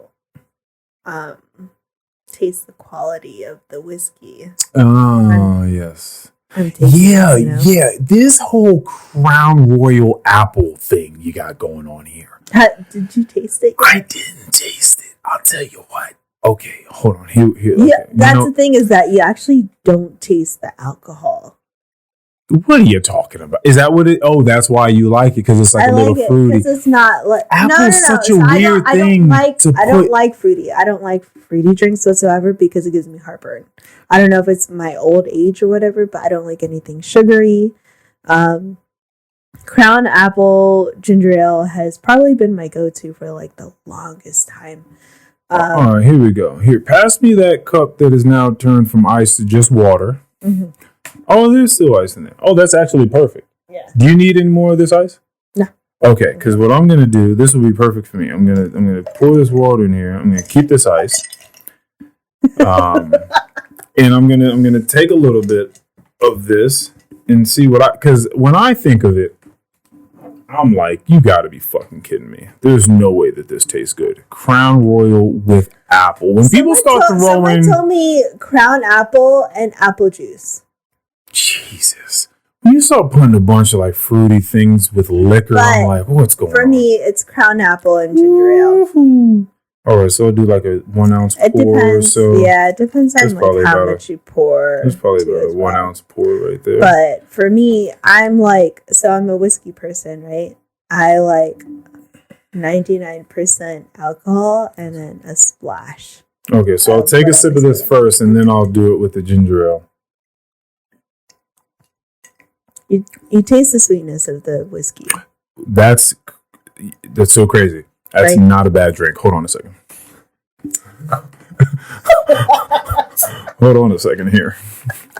I got to be honest with you. I was not expecting that. I was really splash. Okay. Let's try this again. Swirl this around it's not so a people fruity can hear. Drink like most women fruity drink. It gives the carbonation that you want, right? Yeah. The ginger ale. Yeah. And it's not like the harsh like vodka and pineapple or the whiskey and Coke. See, tequila and pineapple for me. Oh yeah. Tequila, pineapple with just a little lime in there. The levels of tequila, you're probably up here now, right? When you say levels, what do you mean? Like the grade of it? The bottom shelf to top shelf. Oh, yeah. You know what I mean? Like, as you get older, right, you're like, I know about this fucking bottom shelf stuff because it gives you a headache, right? You got to worry about the quality of the alcohol makes a difference of your next day activities. Yeah, like the quality of weed. Keon's been so cheap his whole life. And he knows it. He'll tell you. That he would go to a specific guy that lived upstairs from where he was living at the time. He went by Spook, first of all, was his name. I don't know if you remember or not, but he went by Spook. Is this when he was still living in Ravenscrest? This is when he was living in Westgate. Okay. And he would go up there to purchase I think he would purchase like a gram. He would just small amounts. When we were kids, you buy a little bit of weed, you know what I mean? Because we weren't buying bulk back then.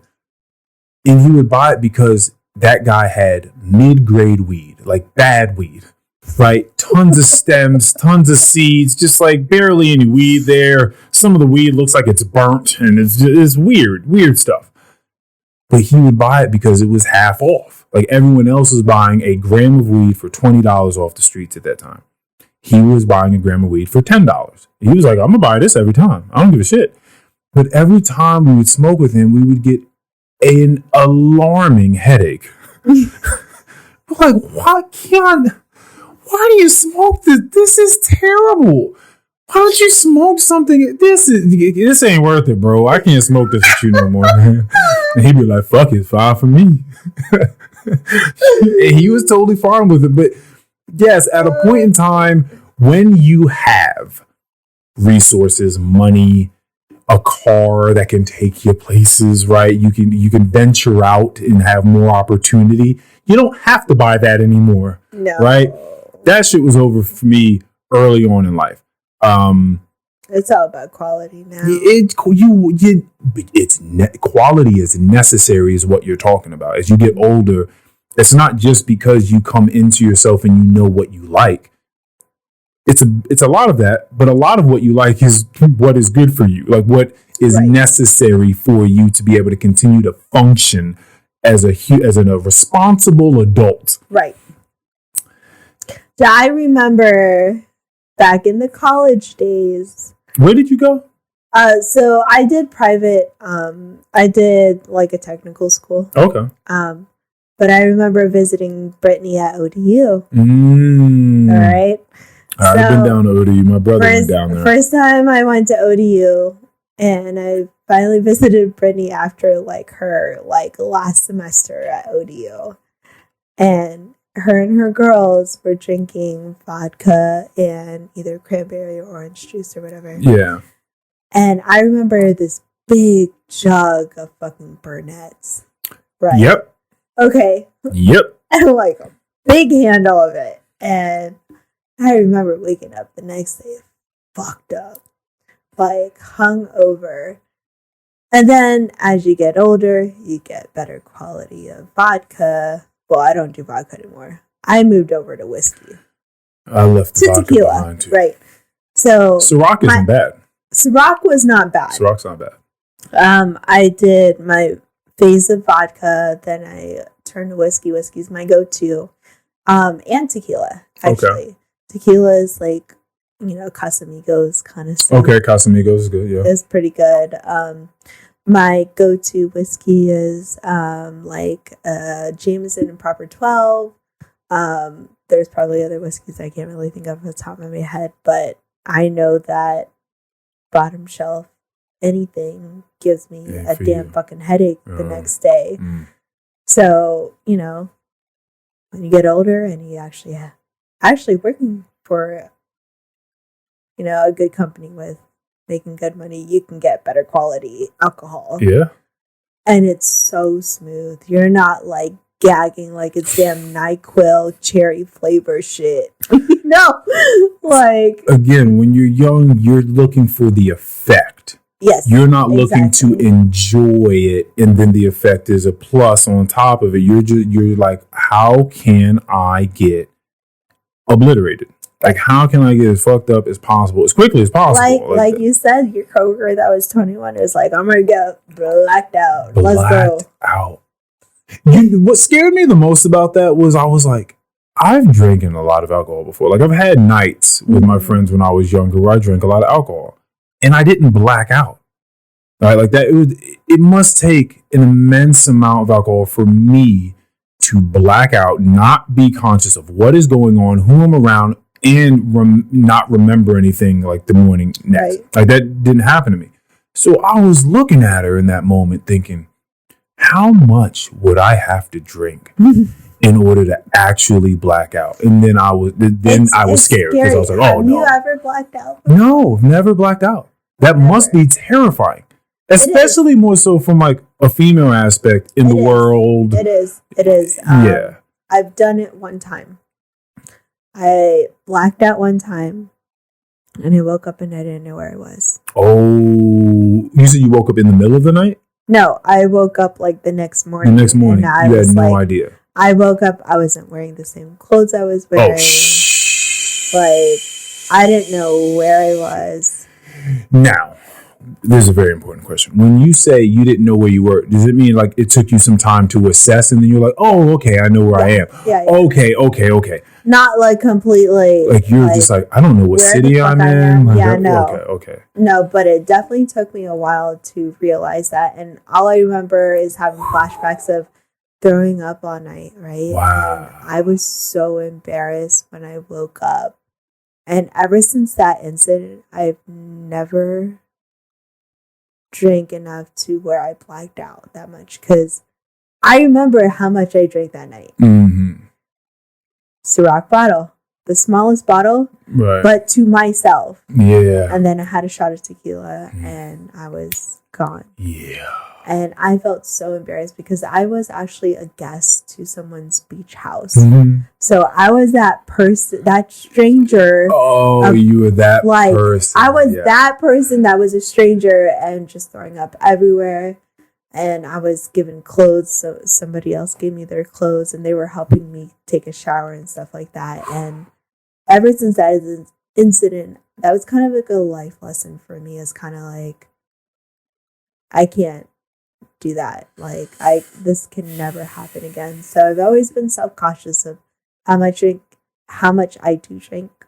I do drink a lot, but it's not to the point where I'm like, I can't handle it anymore. Mm-hmm. I always have that in the back of my mind as like, there's some type of responsibility for myself.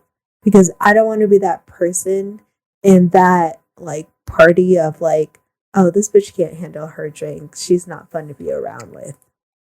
Right? Yeah, you don't want to be the person. We all have had those moments in our life that we weren't that fun person. And so when I experienced that, I was like, I can't do that again. Yeah.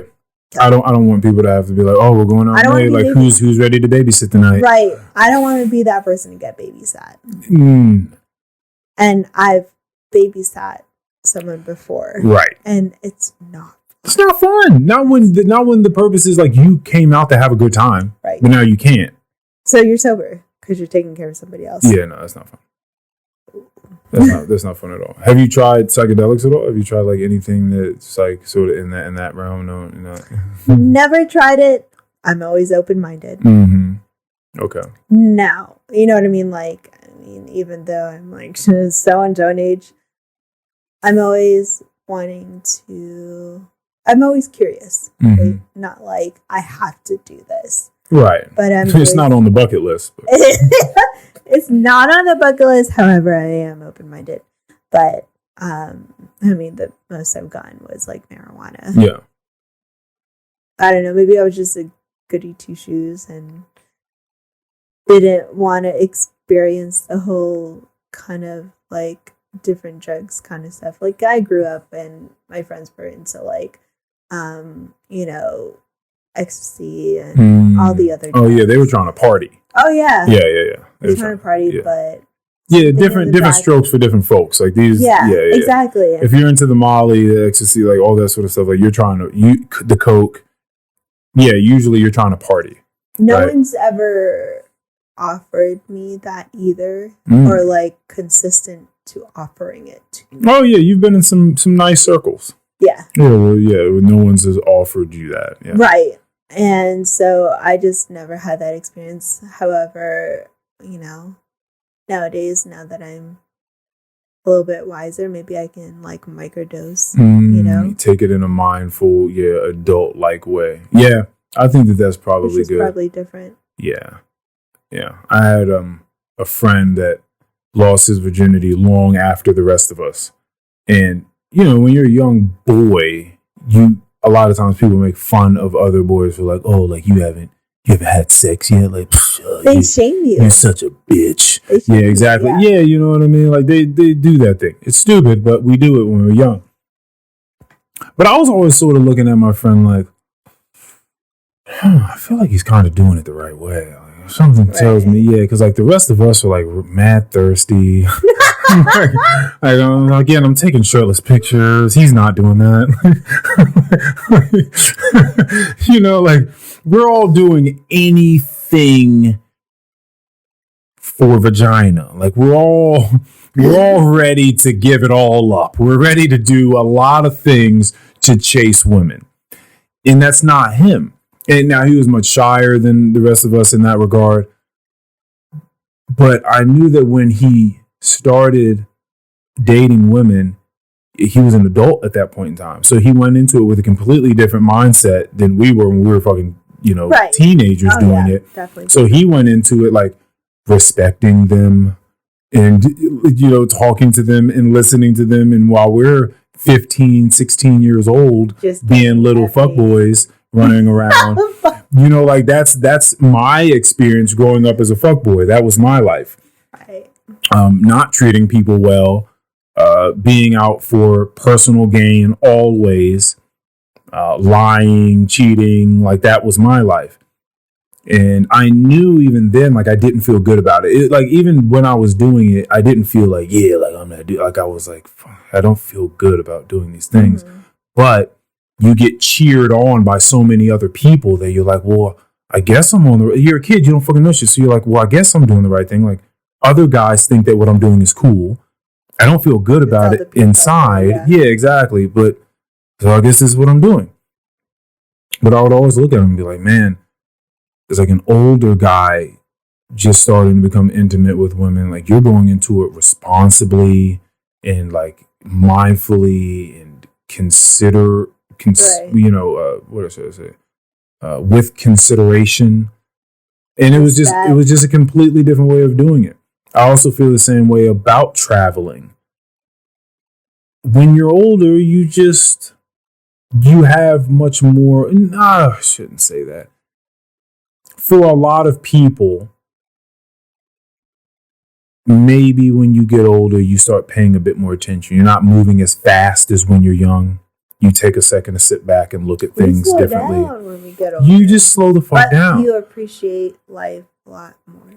So when you're talking about going and doing it all for the gram and shit, like at the beginning of March, I'm in Maui, right? Just a couple months ago. I'm in Maui and I'm looking around, ain't shit for the gram. My phone is somewhere. I don't know where the fuck my phone is. I'm just in awe at everything that I'm looking at, the people I'm talking to. I'm meeting the locals and I'm talking to them about like what Hawaii is like for them. Because I'm thinking there's got to be the locals that love, and you would hear from them that love that Americans came and brought, not like they're not American, but that came and brought all of this, I should say the mainlanders, right? That came and brought all this money and pumping all this money through that brings opportunity, right? And helps the islands flourish. And then you have all the people that are like, man, fuck all you guys coming over here and ruining our paradise, because I would also hear stories about that happening, about how they just ruin the culture in a lot of ways. So you're going to have that balance. So I would talk to the locals about these things and just look around, and I'd notice that the lifestyle, it's the culture is so embedded in the lifestyle, which I guess you'd say is one and the same things. Maybe I'm just saying the same thing in two different terms. But you would see it when you're driving down the road. The traffic was peaceful. What the fuck is this? Like, I told you, because you don't want to be in rush hour today. By the way, let's make sure you're not in rush hour. Okay, we're gonna end this soon, so he doesn't have to sit in traffic. The traffic, it seemed just like the streets. It seemed just like what it was like when you would walk around and talk to people, which was calm and peaceful. People let people over. Yes. I was there for 7 days. I didn't hear a horn. I didn't hear one person honk their horn. Like, just no one was in a rush to get anywhere. Oh yeah, here, especially Nova, I feel like there's a difference in traffic between the East Coast and the West Coast. Tell me about that. So I haven't been to the West Coast yet. East Coast, everybody's from point A to point B, right? Get the fuck out of my way kind of shit. For sure. Right? When I was in California, we had the same traffic, right? Like, people honking and shit like that, being aggressive. I feel like California's also pretty aggressive in traffic. When I was living in San Diego, there's like not much leeway to get onto the highway. Okay. Right? In like Manassas or any other exits of Northern Virginia, they give you a little like 150 feet before you can merge onto the highway. Yes. This is kind of like you got 50 feet and you better get the fuck over. Right. Kind of stuff. And people will cut you off. right, in California. I don't know how to describe the aggression in California, but it was definitely different. The people there is different from the East Coast. I feel like we're more not as welcoming. Yes. Right. That's what I hear from everyone that comes from West Coast. Not very welcoming. In California, from where I've lived, from Florida to California since like when I left in 2017, everybody's very like nice. The hospitality is more accommodating. Is San Diego South California? Yeah. Okay. So like, still some we south. were probably like maybe like 30 minutes from Tijuana. Okay, we were at the end of California. Right. So Southern hospitality spills into that then. Yeah. Right. Especially with Florida. Right. That was definitely a game changer when I lived out there. Everybody was like, hey, how are you? And what part of Florida were you in? Pensacola. That was like, we lived maybe like 10, 15 minutes from Alabama. We were at the tip of the panhandle. Right. When people think of Florida, they're like, Orlando. Yeah. All right. Miami. Yeah. Tampa even. Yeah, Tampa. Yeah. Nah, we were at the tip of the panhandle, and like just going to a grocery store or going on a walk, everybody would say hi. Yeah. Hey, how are you? Just sparking up random conversations.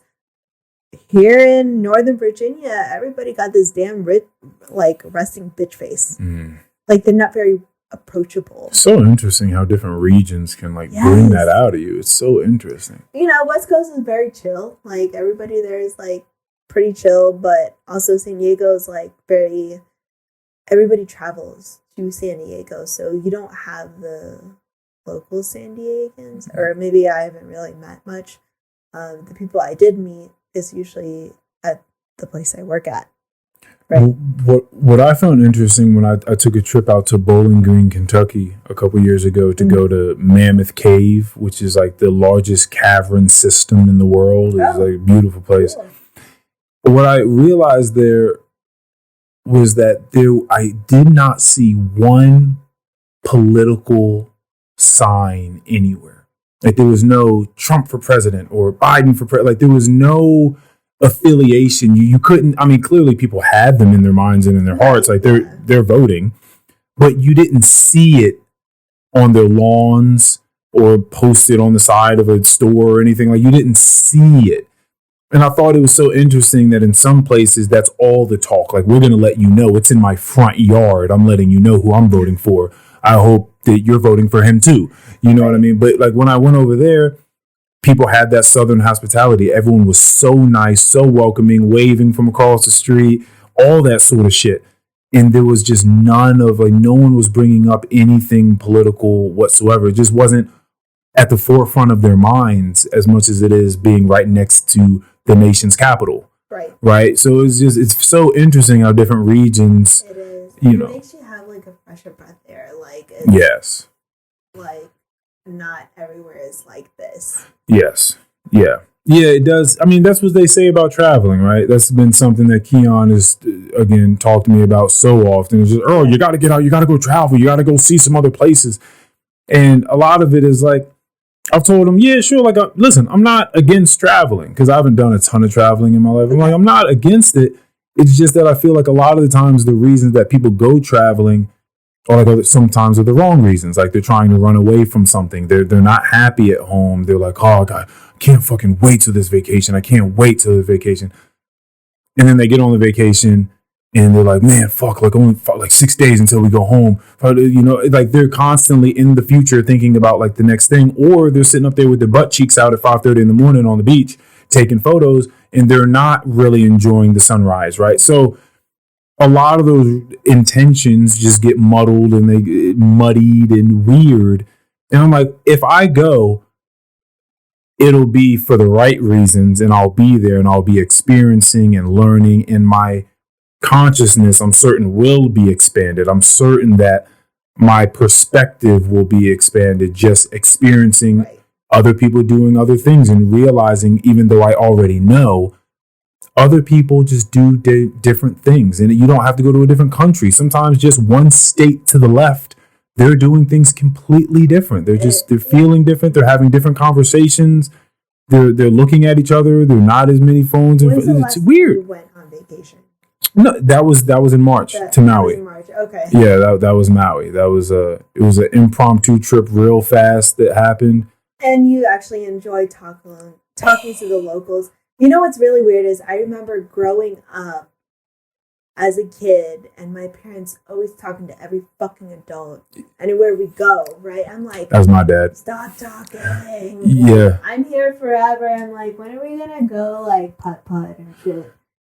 And now that I'm at this age of like wanting to travel and really opening and talking to other people, I'm like, I get why other people want to talk to other people on vacation. Why they're very friendly and stuff like that. It just, me having this podcast has been so educational for me. Like, because not even in the sense that I just gain like little tidbit facts, like that's fun too, but that it expands my perspective simply talking to someone. It's a microcosm of traveling. Like I'm traveling inside of your mind to some degree. Right. And then the people that listen to this get to travel in both of our minds and like hear how we think about things and how our perspective came to be our perspective, and having those things play off of one another. It expands it because it's like, oh, I've never spoken to anyone that has spoken like that before, or have had or expressed these feelings about the way that she raises her daughter, or, you know, some of the trials and tribulations of doing that in her own very unique way, and vice versa with me. Like you don't know what other people have not heard before, or what perspectives they have not been presented with or open to. And it would surprise you. I think it would surprise all of us to know what other people have not been exposed to and what they have been exposed to. Because sometimes I just say what to me seems like very run of the mill, very basic things for me. And I'll say it to someone, they're like, whoa, I've never thought about it like that before. That changes everything about the way that I think about it. And I'm like, whoa, really? Mm-hmm. I would have never thought. That's not my intention. That's not why I said it. I wasn't trying to do this for you. I was just talking. I was just having a conversation with you. But you just never know what you have to offer. The last person I did this, the person that gave me this book, Illusions, Lindsay, she so honest, beautiful part of the podcast. It was like 20 minutes in. She was like, what's the point of this? Why are we doing this right now? And I was like, Lindsay, you're the first person to ever ask in the middle of the podcast, why are we podcasting right now? Like, what? Because she was like, we're hanging out. We would have had this conversation over coffee in the morning anyway. So why are we recording it? Like, what are we doing this for? And I was like, that's a great question to ask.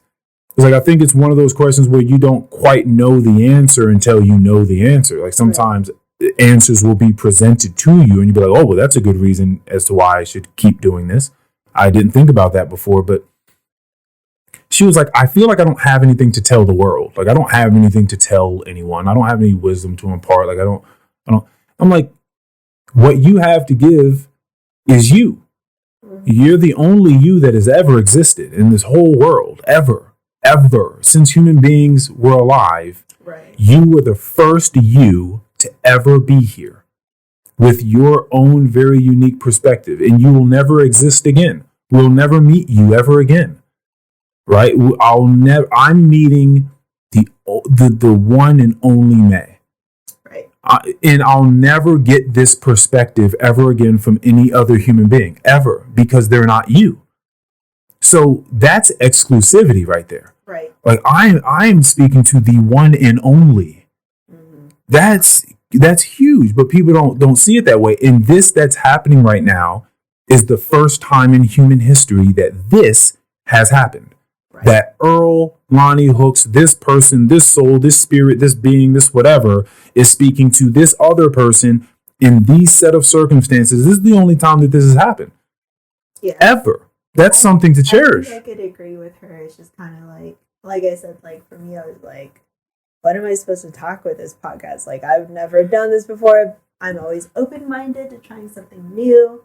But I'm like, you know, I listen to other people's podcasts and Right. they have topics that are written down and everything. And I'm just like, you know, the whole time I was driving, I'm like, what the fuck am I going to talk about with him? Like, is there like certain topics we're supposed to talk about, what we're supposed to avoid, all these expectations? And also in my head, I'm just like, if I talk about this topic, what are people going to think about me? Right?